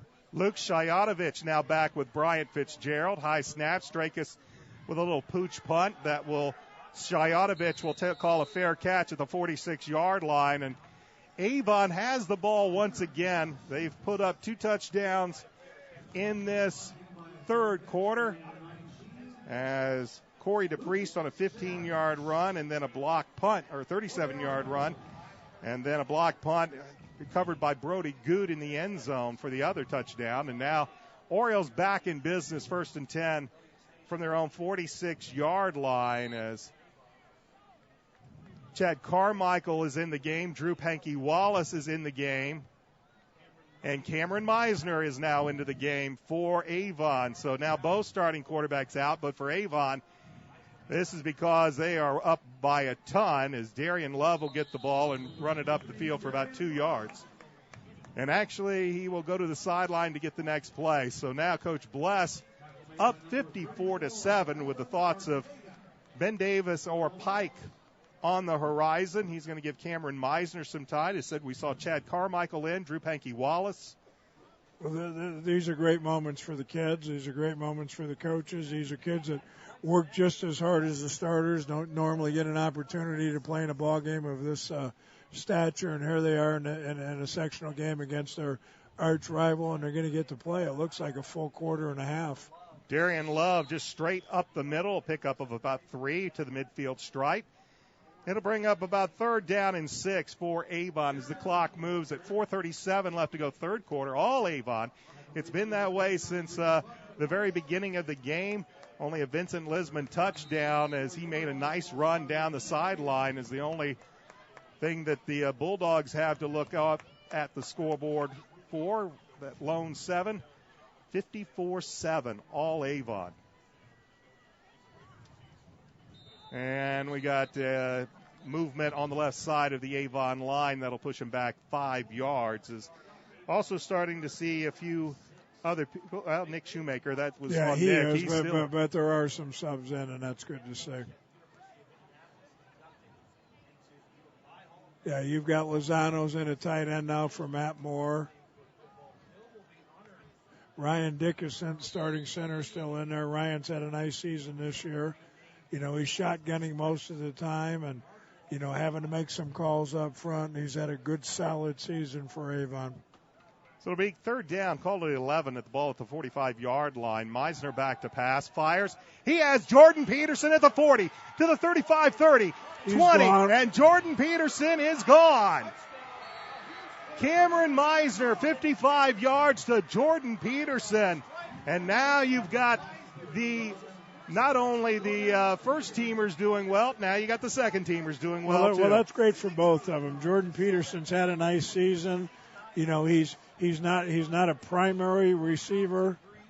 Cameron Meisner, who's done a nice job, has got in here and got a touchdown pass, which is great to see for both.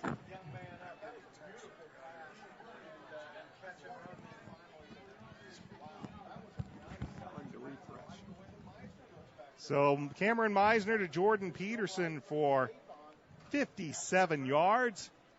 And with 3:44 still remaining in this third quarter, Tyler Shanahan is on to see if he can make it a 61-7 game.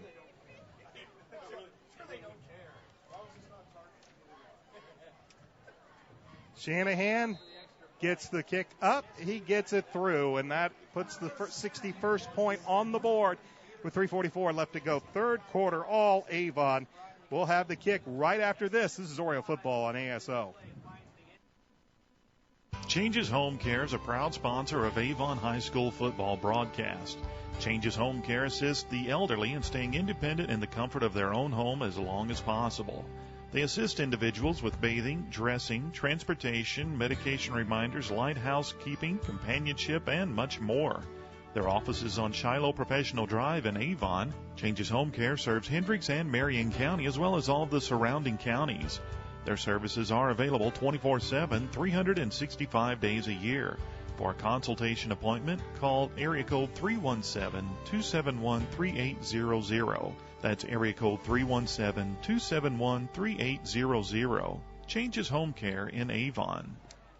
A touchdown pass from Cameron Meisner to Jordan Peterson puts the 61st points on the board, and that beats the Orioles' previous season high in points, which was against Brownsburg this year at 56.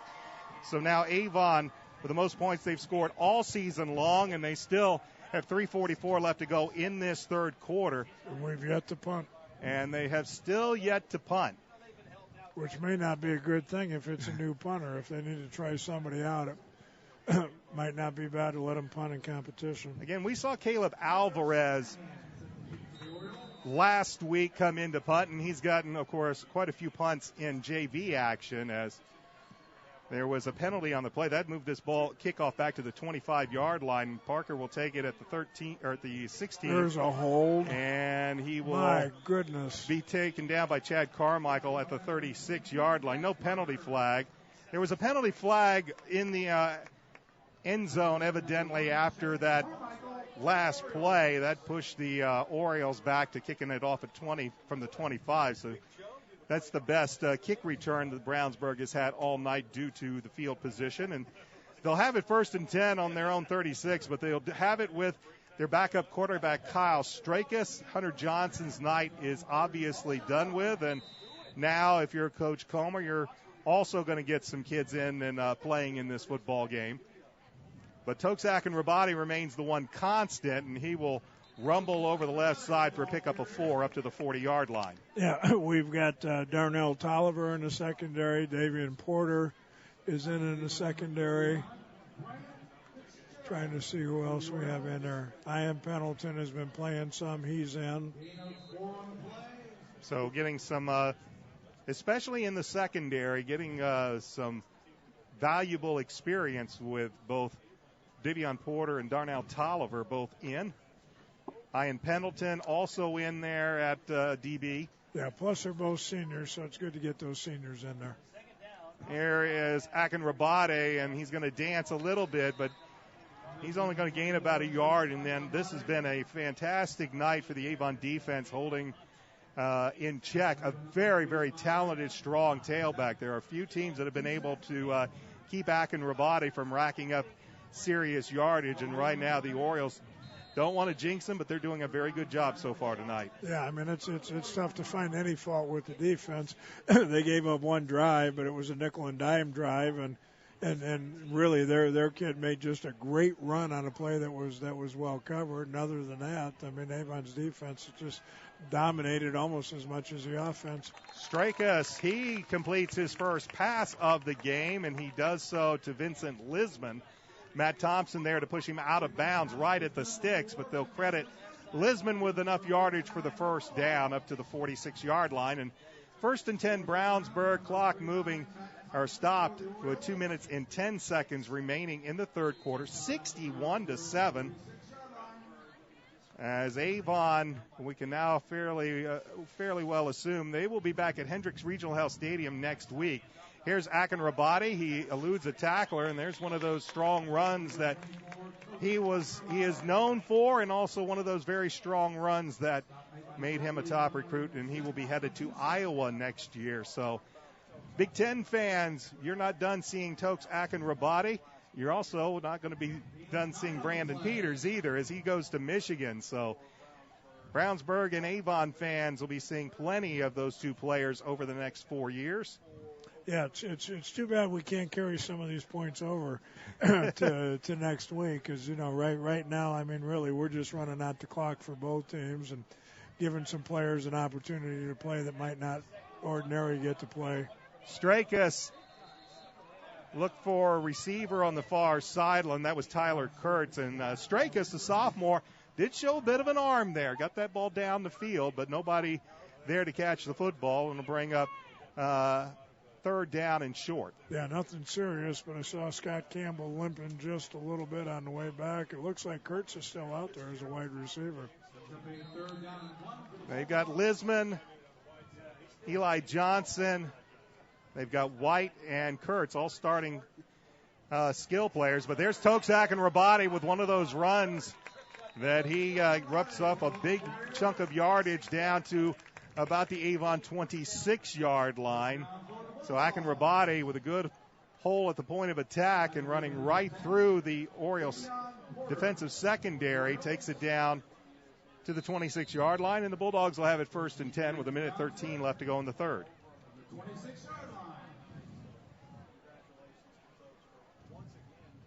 So Kyle Strakus looking over. Again, Hunter Johnson, we had not seen him, and as a matter of fact, he is still standing on the sideline with his helmet on. And Strakus will fire near side, incomplete, looking for Eli Johnson. The whole trio of Orioles were waiting on him, but the pass is short and incomplete. It'll bring up 2nd and 10. Yeah, tried to run a little bootleg play. They've been running Tok here very well, and A.J. Elcock was on a stunt that, took him to the outside, so he was there to wait on it, forced him to throw the ball a little quick, and he underthrew the receiver just enough to be an incompletion. So 2nd and 10. Ball remains at the 26 with 54.1 seconds remaining in the third quarter. Avon well out in front, 61-7. Strakus back to pass, pump fakes, fires, and incomplete. Penalty flag comes in, and this might be a late hit on the quarterback.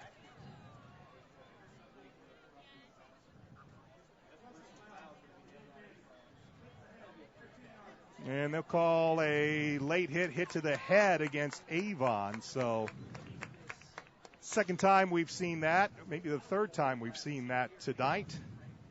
And that will march the ball down deeper into Avon territory. And again, we apologize all night long that we really haven't shown you much of the end zones due to the configuration here at Roark Stadium. The windows kind of block our camera. Yeah, so it's even tough to see the scoreboard from where we're at. So it's we apologize for that. That is simply the configuration here. But don't worry, next week we'll have that all taken care of because we'll be back at Hendricks Regional Health Stadium.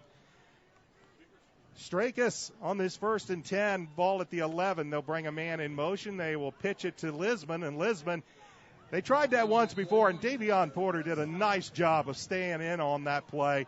And he met Lisbon as he came over on that sweep and brought him down for about a 1-yard loss. Yeah, it looks like Gunnar Larson at the bottom of that pile also. There's enough starters in here right now. They've got enough pride in their defense. They're going to do everything they can not to let them in. It's not like they can save a shutout, but, other than that one touchdown, the Avon defense has just dominated the entire night. Bulldogs have a player down on the field, and it is Vincent Lisbon. We'll take a break with 35.6 seconds remaining in the third quarter. Avon up 61-7. This is Oriole football on ASO. Changes Home Care is a proud sponsor of Avon High School football broadcast. Changes Home Care assists the elderly in staying independent in the comfort of their own home as long as possible. They assist individuals with bathing, dressing, transportation, medication reminders, light housekeeping, companionship, and much more. Their office is on Shiloh Professional Drive in Avon. Changes Home Care serves Hendricks and Marion County as well as all of the surrounding counties. Their services are available 24/7, 365 days a year. For a consultation appointment, call area code 317-271-3800. That's area code 317-271-3800. Changes Home Care in Avon. Vincent Lisbon makes his way over to the sideline rather gingerly to a nice hand here from the Brownsburg faithful. And Brownsburg will look at a second down in about 11 to go with the ball spotted back now at the Oriole 12-yard line alongside Dave Shelbourne. I'm Brian Scott, 61-7. The clock moves as Strakus looks over to the offensive sideline. He'll send Akin Rabati to his left. We'll see DeQuincy Davis now in, but the give is to Akin Rabati, and he's not going to go very far, a yard or two at best. He's brought down. A.J. Elcock is there. Timmy Osho, who has done a fantastic job all season long. Also see at the bottom of there Gunnar Larson. So we see Larson and Osho both on the field at the same time, and that's going to be the final play of the third quarter. It has been all Avon. We will turn it around and send this to the fourth and final quarter with the Orioles all over the Bulldogs, 61-7. This is Oriole football on ASO. McNamara Florist is Indy's hometown florist since 1954, with 8 convenient locations, including the new Avon store on Rockville Road. McNamara Florist is famous for our floral designs for all occasions that help our clients express their emotions through flowers. Visit McNamara Florist for outstanding personal service and to select from the renowned home decor merchandising, including stunning Christmas classics. McNamara Florist is located at 9655 East Highway 36 in Avon, and you can give them a call at 579-7900.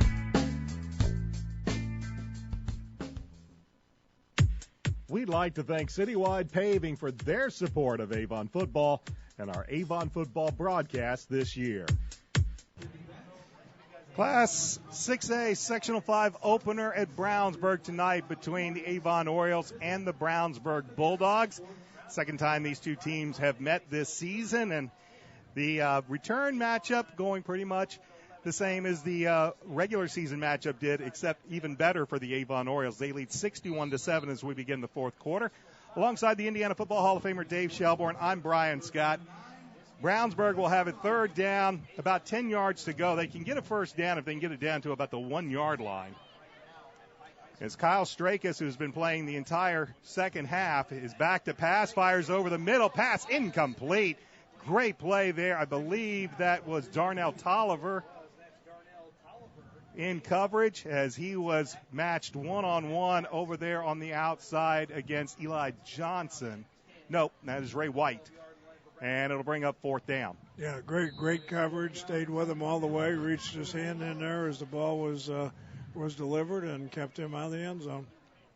Well, the Bulldogs have not been able to do anything on fourth down. Credit the Avon offense. And here's another fourth down and 10 from the 11-yard line.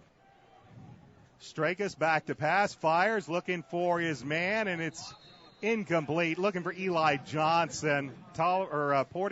Davion Porter in coverage with the ball well overthrown, and the Bulldogs will turn it over on downs after getting a couple of nice runs from Toksak and Rabate, but unable to convert on the pass in the passing game. As again, a sophomore quarterback Kyle Strakis in for Hunter Johnson, who did not see a snap here in this second half. We saw him checked out on the sideline. They were obviously checking for either a pinched nerve, a stinger, whatever, and they've elected to keep him out of this game. Well in hand by Avon, and it's Cameron Meisner in the offense back out on the field for the Orioles. First and 10, ball at the 11. Here's the handoff and finding some room and taking it up to past the 21-yard line. And now we'll have that Jabon Carter. Nope, Alec Burcham. And this is the time of the night when we start scrambling through rosters and try to tell you who is out on the field. Alec Burcham. Yeah, nice to see that. He's another one of my former 7th graders, so it's nice to see Alec get a chance to carry the ball. Great kid. Burcham with an 8-yard run. That'll set up second down and 2 for Meisner and the Orioles, leading 61-7. And Burcham will get the ball, and he will plow ahead, and it looks like he will have enough for an Avon first down. So Burcham, the ball carrier, 2 plays, 10 yards, and moving the chains. So now the only question that we will probably not have answered before we leave Brownsburg tonight is, before we get off the air, is who will Avon play? Will it be Ben Davis or will it be Pike? The last we heard, Ben Davis led 27-20. I'm sure many of these Orioles would love another shot at the Giants. But either the Giants or the Red Devils will have to come to Hendricks Regional Health Stadium next week. As Meisner waits, hands the ball off. Burcham with a little bit of a log jam as there's some good pressure or penetration by the Bulldogs defensively to make that about a 4-yard loss inside the 20 back to the 18-yard line. Yeah, I mean, it's a great time for coaches because they do get an opportunity to play some second stringers. The second stringers get an opportunity to find out why they're not starters. But occasionally, you'll find a kid that, when he gets under the lights on Friday night, he performs maybe a little bit better than what he's done in practice, and he gets an opportunity, I guess, to be discovered. I'm looking at some of my seniors out here. Getting an opportunity. Sand Hughes getting in there. Andrew Myers. And a high snap, a good job by Meisner, and he's just going to fall down wisely. Good play to jump up, grab it with one hand, and bring it down, but it's a loss inside the 15 back to the 13-yard line, and that'll set up third down. Chad Carmichael into the ball game as a wide receiver. And it'll be 3rd and 19 for Brownsburg, or for Avon. Connor McCandless is in there as a wideout, another one of my former 7th graders. So been following these kids' careers since I had them at that age. They're all good kids. I'm glad to see that some of them are getting an opportunity to play out here tonight. An exciting time to play Friday night football at the end of October for some of these kids. And here's Burcham. Nice block, gets around the outside, and Alec Burcham with a nice run up to the 25. He'll still be about 7 yards shy of a first down, but a nice run. And it'll bring up 4th down. And for the very first time tonight, we're going to see the Orioles punt the ball. Great block on that last play. Also, the backup tight end, Adrian Lozano, big kid, 225, just a sophomore, had a great block on the defensive end. And they're going to let Shanahan punt this ball. Caleb Alvarez we saw last week. We know he kicks a lot in the JV games, but they're going to let Shanahan try to punt this ball away. He'll stand back at his 10-yard line, and we'll see what kind of a leg he has as a punter. And it's actually a pretty good kick. Fair catch called for and taken at the 45-yard line. So his first ever punt is actually a pretty nice one, and it's going to be fair caught by Tyler Kurtz at the 45-yard line. Well, he handled it a lot better than the Michigan punter. He handled it a lot better than Michigan. And that was his first opportunity. So nice job, Tyler. He might have a career in this if he wasn't already a senior. Yep. Well, hopefully he'll get to play long in the postseason, and it'll be like playing a full season. So the Bulldogs 1st and 10. Jalen Cushenberry is in. Jalen's one of my buds from school, so nice to see him get an opportunity to play. And we are seeing a whole host of reservists. Strakus gives it to Akinrabadi, looks to string it out the far side, and penalty flag comes in late, and Akinrabadi is going to be pushed out of bounds on the far side, but a penalty flag back at about the 44, and this might be a hold against Brownsburg. So a whole host of substitutions. For Brownsburg, the one thing they haven't been is really penalized a whole lot tonight.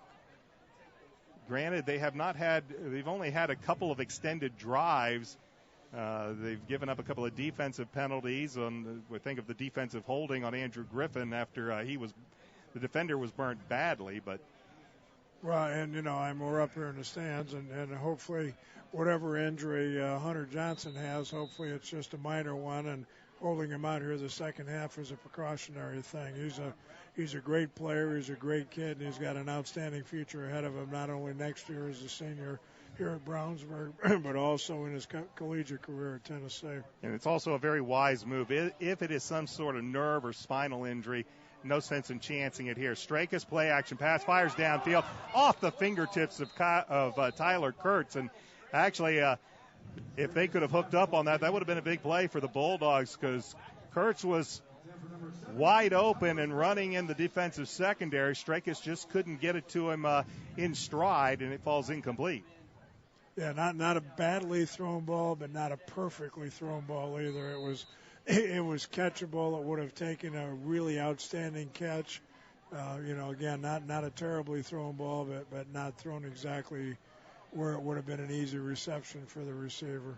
Here's Akinrabadi, and this is going to be one of those times where he just gets swallowed up and chewed up in the backfield, as coming in to make the play Seth Lewis with the tackle for Avon. So big play as Akinrabadi's dropped at the 30-yard line. And here are the Bulldogs, 3rd down and God's half acre. They need to take it up to the Oriole 45-yard line to get a first down. So 3rd down and 25, 7:19 and counting here in the fourth quarter. All Avon 61-7 as Strakus back to pass. Pressure comes. They set up the screen. There's Akinrabadi.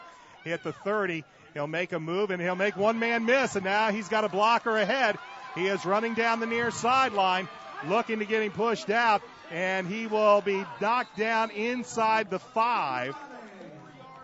as they set up the screen, and Akinrabadi takes it all the way inside the 5, but they'll spot him out at the 2. I believe Davion Porter finally was out there to push him out of bounds. And again, very difficult to see here on the monitor due to the pole in our way, but a nice run by Akinrabadi, a good call for the screen. And he had a blocker or two in front. He got this one all the way down inside the 2. So first and goal from the 2 for the Bulldogs. Yeah, well executed. And the offensive lineman blocked very well for him in the open field. Here's Akinrabadi. He will plow straight ahead, and he's into the end zone for the touchdown. 2-yard touchdown plow by Tokes Akinrabadi, and it's his first touchdown of the night. And really, until that big run, the Orioles had done a fantastic job of hemming him in, and granted, a lot of the second-team defense was out on the field at the time, but he plunged in from 2 yards out, and that will bring on Devin Steinman for the point after. Steinman's kick is up, and it is through. 6:44 left to go in this football game. Still all Orioles. They lead 61-14. Back with a kick in a moment. This is Oriole football on ASO. Avon Dental Center is a proud sponsor of Avon High School sports broadcast. Dr. Timothy Greer and Dr. Christopher Lefebvre have served Hendricks County families for over 20 years. Located in Avon's Beechwood Center area just east of Ivy Tech, they're open Monday through Friday, although early morning hours are available. Avon Dental Center offers high-tech dentistry that includes dental implants, orthodontics, and one-appointment crowns. At Avon Dental Center, their priority is to deliver quality care to informed patients in a comfortable and convenient setting. You can get more information at avondentalcenter.com or call for an appointment at 272-8100. Avon Dental Center. Back at CF Rourke Stadium at Brownsburg High School, Tokes Akinrabadi runs it in from 2 yards out, and it makes it a 61-14 game. We just heard that Ben Davis all over Pike now, 44-20. So for those of you wanting the rematch, looks like you're going to get it next week. Hendricks Regional Health Stadium, that is the place to be as the Avon Orioles and the Ben Davis Giants look like that will be the championship matchup next week. Here's a short pooch kick. It'll be taken at the 36 and returned to about the 40-yard line. Looked like that was Nicholas Gray with the recovery, and the Orioles will have the football 1st and 10. And again, a lot of Oriole fans were probably hoping that they would get a shot at the Giants, and they're going to get a shot at home.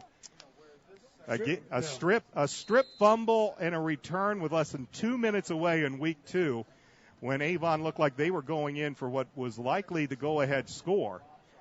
And that's the difference in that football game, a game that many of us felt Avon dominated, but Ben Davis made some big plays. Here is Burcham, the ball carrier. He's going to be wrapped up for a loss of about a yard or two. Yeah, we doubled them in stats the first game. It was just a scoreboard. Fishers is still hammering Southeastern 38-22 in the fourth quarter. That's probably, for me, maybe the biggest surprise of the scores that I've seen tonight. And Carmel was well out in front of Noblesville. That's good. Well, Noblesville is, they're probably not going to win, but they have closed the score here a little bit. I think it was 28-15. But it's still looking like it'll be a Carmel's-Fishers matchup for that sectional championship. Avon will likely play Ben Davis for the sectional 5 championship. Here's Burcham, the ball carrier. He's going to be brought down again after another 2-yard loss. For the Bulldogs, their main concern is going to be the health of Hunter Johnson. Again, there's a lot of things that, and you need to only look at a certain quarterback like Peyton Manning, but any quarterback that has any type of neck injury as far as a nerve is related, that affects you a lot. And it's not only just the pain that could be involved, but you also lose a lot of arm strength. You lose a lot of feeling in your fingers and to grip the ball. So we'll hope that Hunter Johnson, it's just a stinger or something minor, but they've kept him out this second half. Third down, about 14. This time getting the ball. Here is That is Samson James, a freshman.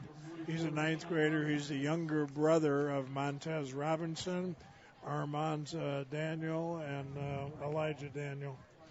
So getting a carry was the freshman, James, and picked up about 3, but it'll bring up fourth down at about 9. And once again, we're going to see Tyler Shanahan on to punt this ball away. Tyler Kurtz will stand back at his own 25-yard line.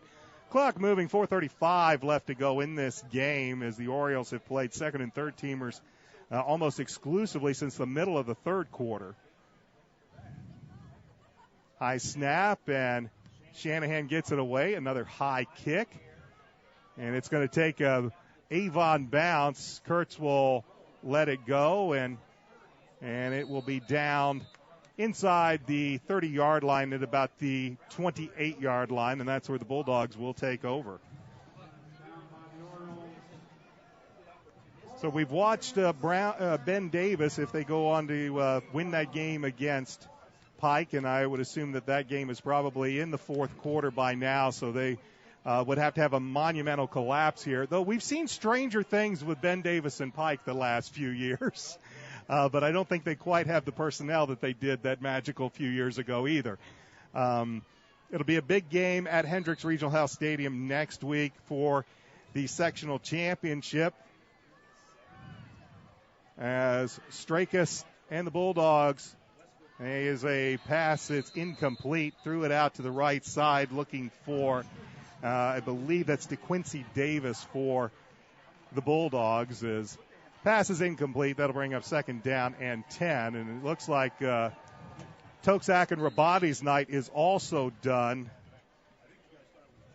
So I believe they have now in the game, it might be Thomas Stroll, a freshman. They'll give him the football, and they'll plow ahead for about a yard. So Coach Comer getting some of his youngsters in, and a freshman being able to get some playing time on a Friday night in late October. And we're seeing a whole bunch of Avon Orioles in there. Ambrose Monday is in. He is a sophomore. He's in at middle linebacker.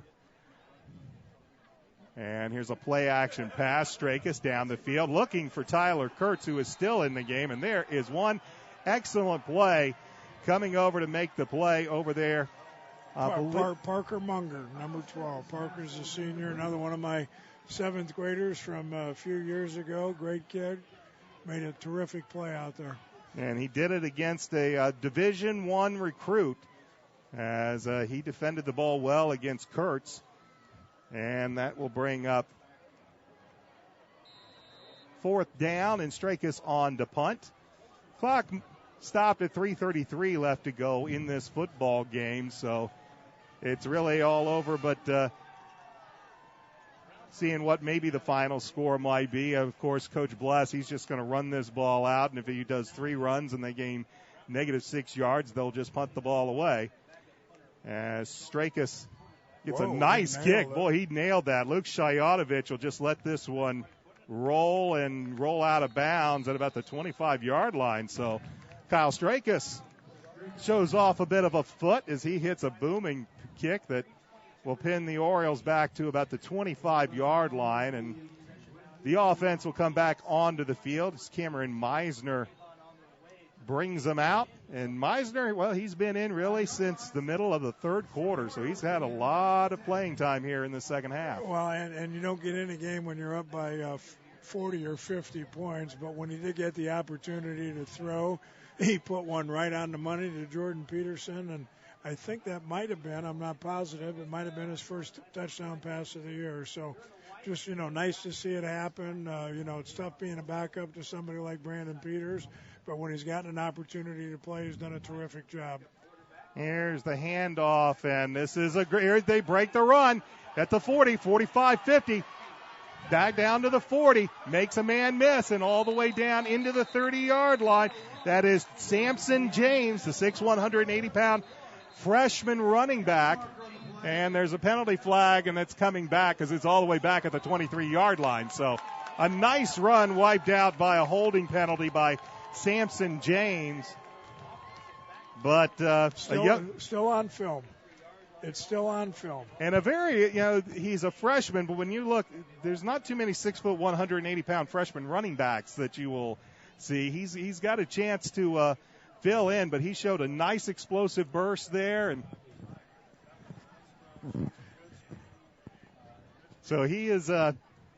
And for Cameron Meisner, I mean, we talk about some garbage time, but Cameron's come in and played well, and of course he's one of the ones that they're going to be looking at under center for next season, as Brandon Peters will be playing for head coach Jim Harbaugh at the University of Michigan next year. They will be looking for a new signal caller, and Meisner getting some valuable experience, especially these last few games. He came in to finish up the game against Noblesville last week and now extended time here at Brownsburg. Hit the 3-minute mark left to go in the football game, 61-14 our score. And then here he is again, and he's coming near side, and he's going to take it to beyond the 25 to the 26-yard line. Don't think that's Chad Carmichael. No, I don't think that's Chad Carmichael. Samson James, the ball carrier. And again, it's now that the season's over, this is one of the few times of the year where we'll get updated rosters from the coaches, as both the JVs and the freshman teams, they're done. So this is one of the few times of the year on the varsity roster you are going to see more freshmen. Of course, Coach Bless has gotten some outstanding work out of a pair of freshmen this year, as Meisner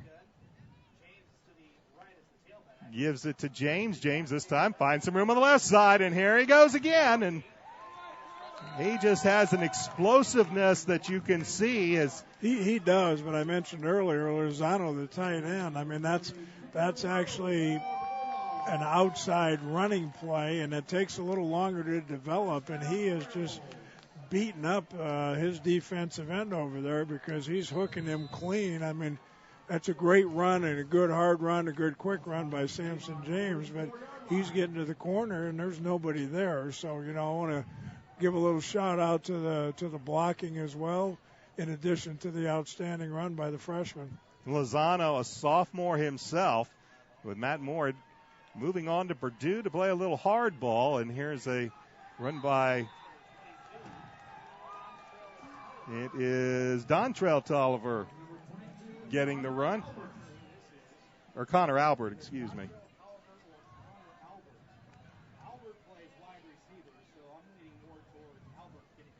Again, a whole lot of different players in, and the great thing about this is we have 1:14 left before we pack things up. So they'll get a couple more plays in here also. And that is Dontrell Tolliver out there at running back. So Dontrell Tolliver is the tailback, and we have a 3-wide out look with Meisner handing off to Tolliver. Tolliver finds kind of a couple of purple jerseys waiting for him, and he will be knocked back for a couple of yard loss back to the 45-yard line. But we're under a minute left to play. Maybe one more play, and that should do it. It is third down, and matter of fact, the officials aren't even going to spot. Now they spot the ball, so they do have to run one more play. Tolliver remains the tailback, and this time Meisner will just bend under center, and we'll see he will take a knee, and that is going to do it. It has been an impressive football game and an impressive performance by the Avon Orioles tonight. They run all over Brownsburg, offensively, defensively, and special teams, and our final score is the Avon Orioles 61, Brownsburg 14. Back with a final thought after this. This is Oriole football on ASO. Avon has a rich wrestling tradition, and now Red Cobra Wrestling is proud to be a part of it. Opening last November, Red Cobra Wrestling offers training sessions run by nationally known coach Chad Red. Red Cobra Wrestling is located at 9233 East Highway 36 in Avon, across the street from Walmart and behind Sidelines in the Red Brick Building. Red Cobra Wrestling offers sessions for all ages, including 3rd grade and under and 4th grade and up. Learn more about prices, class schedules, and information at RedCobraWrestlingAcademy.com.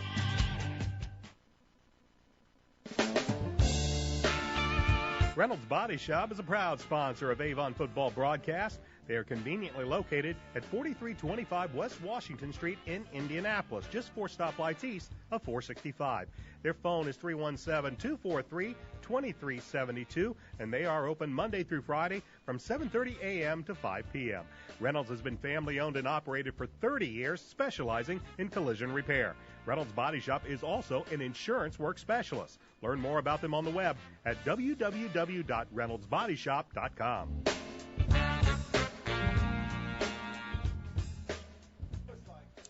Welcome back to Brownsburg. Our final score as the Avon Orioles advance to the sectional championship game. They defeat Brownsburg by the score of 61-14. Alongside the Indiana Football Hall of Famer Dave Shelbourne, I'm Brian Scott.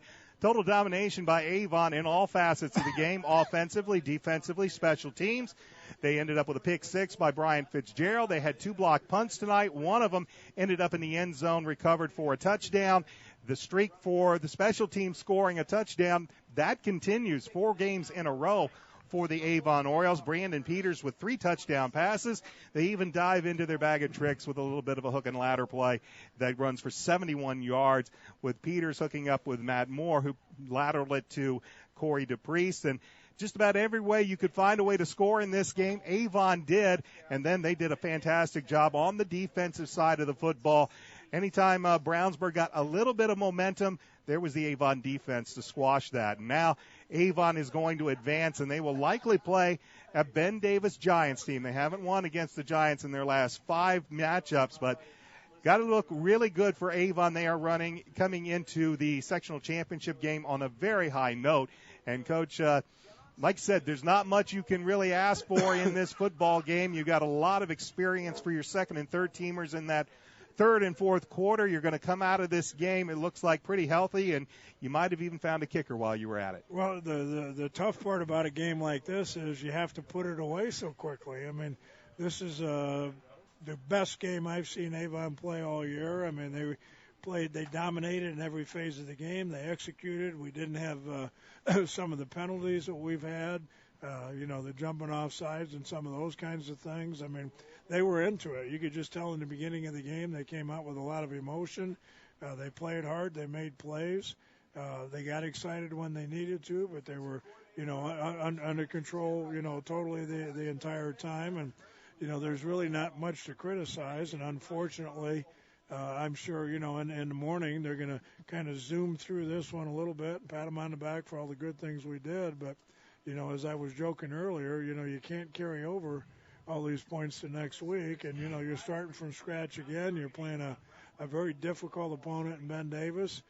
Their style will be different. The quickness that they bring to the table will be different than what we saw out here tonight. And their defensive style, Coach Williams, the defensive coordinator over there, he's going to pin theirs back, and they're going to bring 5 and 6 every play and play a lot of man coverage. And I don't see him changing things up. They think their athletes will match up, and I think we give them a lot of problems with all the things that we can do offensively. And if our defense can continue to play as well as we played, I don't think our defense played particularly well the first game. We gave up 40. We gave up 40-some points, but really statistically, if I remember correctly, we had over 500 yards in total offense and 27 first downs, and they had about 270 and 10. So, we did everything but win the first game. I think we went into that game maybe a little bit with the attitude it was early in the season, hoping we can win. I think right now, mentally and emotionally, Avon is on a real high, playing with a lot of confidence. I think Coach Bless and his staff have done a really, really nice job of making sure the kids improve each week. And, you and I have had an opportunity to see. You've seen all of them. I've seen all but a couple. But, the improvement in this team from the beginning of the year to now, and your goal as a head football coach is always to be playing your best football in tournament time. And, I think after watching this performance tonight, there isn't any doubt that that's happened. And what we need to continue to do here the rest of the tournament, however long it lasts, is, as good as we played this week and as dominant as we were this week, we've still got to play better and get better next week, if we're going to continue to, with a long tournament run. But, Ben Davis is a tough opponent. Coach Kirshner does a great job. He'll have his kids ready to play. They came back and had a comeback victory over a team that beat them earlier in the year, and I'm sure they'll come into this game with a lot of confidence, knowing that they beat Avon the first time, but also being smart enough to know that even though we're the same team, we're not the same team. So next week's battle should be another exciting one. We saw almost 100 points the first time they got together, and hopefully we'll still get our 40 or 50, and defensively, hopefully we'll shut them down a little bit better than we did the first time. If anybody were to ask me what's the difference between the Week 2 matchup between Avon and Ben Davis and what will be next week's matchup in the sectional championship game between these two teams, the Avon offense, it's still just as dangerous. The difference might be in the defensive secondary for Avon. It is much, much tighter than it was in Week 2. They are not giving up nearly the big plays that they had been early in the season. And the other big problem that was a problem in both losses, special team turnovers. It cost the Orioles big against Ben Davis. Everybody remembers the strip fumble of Brandon Peters' return for a touchdown, but it was a muff punt that was fumbled that led to a Ben Davis touchdown and another special teams gaffe that without those, Avon wins that game rather easily. And as Coach mentioned, offensively, Ben Davis could not shut Avon down all night. Avon got beat on a few big plays, especially in the secondary and on special teams in the punt return game. Both of those areas much, much improved over from what we saw in Week 2. So it should be a fun game. I know a lot of Avon Oriole fans had been hoping that if they were to get to the sectional championship game, they would see the Ben Davis Giants. Well, you got your wish, and you'll have that game next week right here on Audio Sports Online. We'll have the pregame show at 6:30 when you hear from the head coach of the Avon Orioles, Coach Mark Bless. And then the Indiana Football Hall of Famer Dave Shelburne joins me for all the action between the Orioles and the Giants as the Avon Orioles look for a sectional championship next week at home at Hendricks Regional Health Stadium.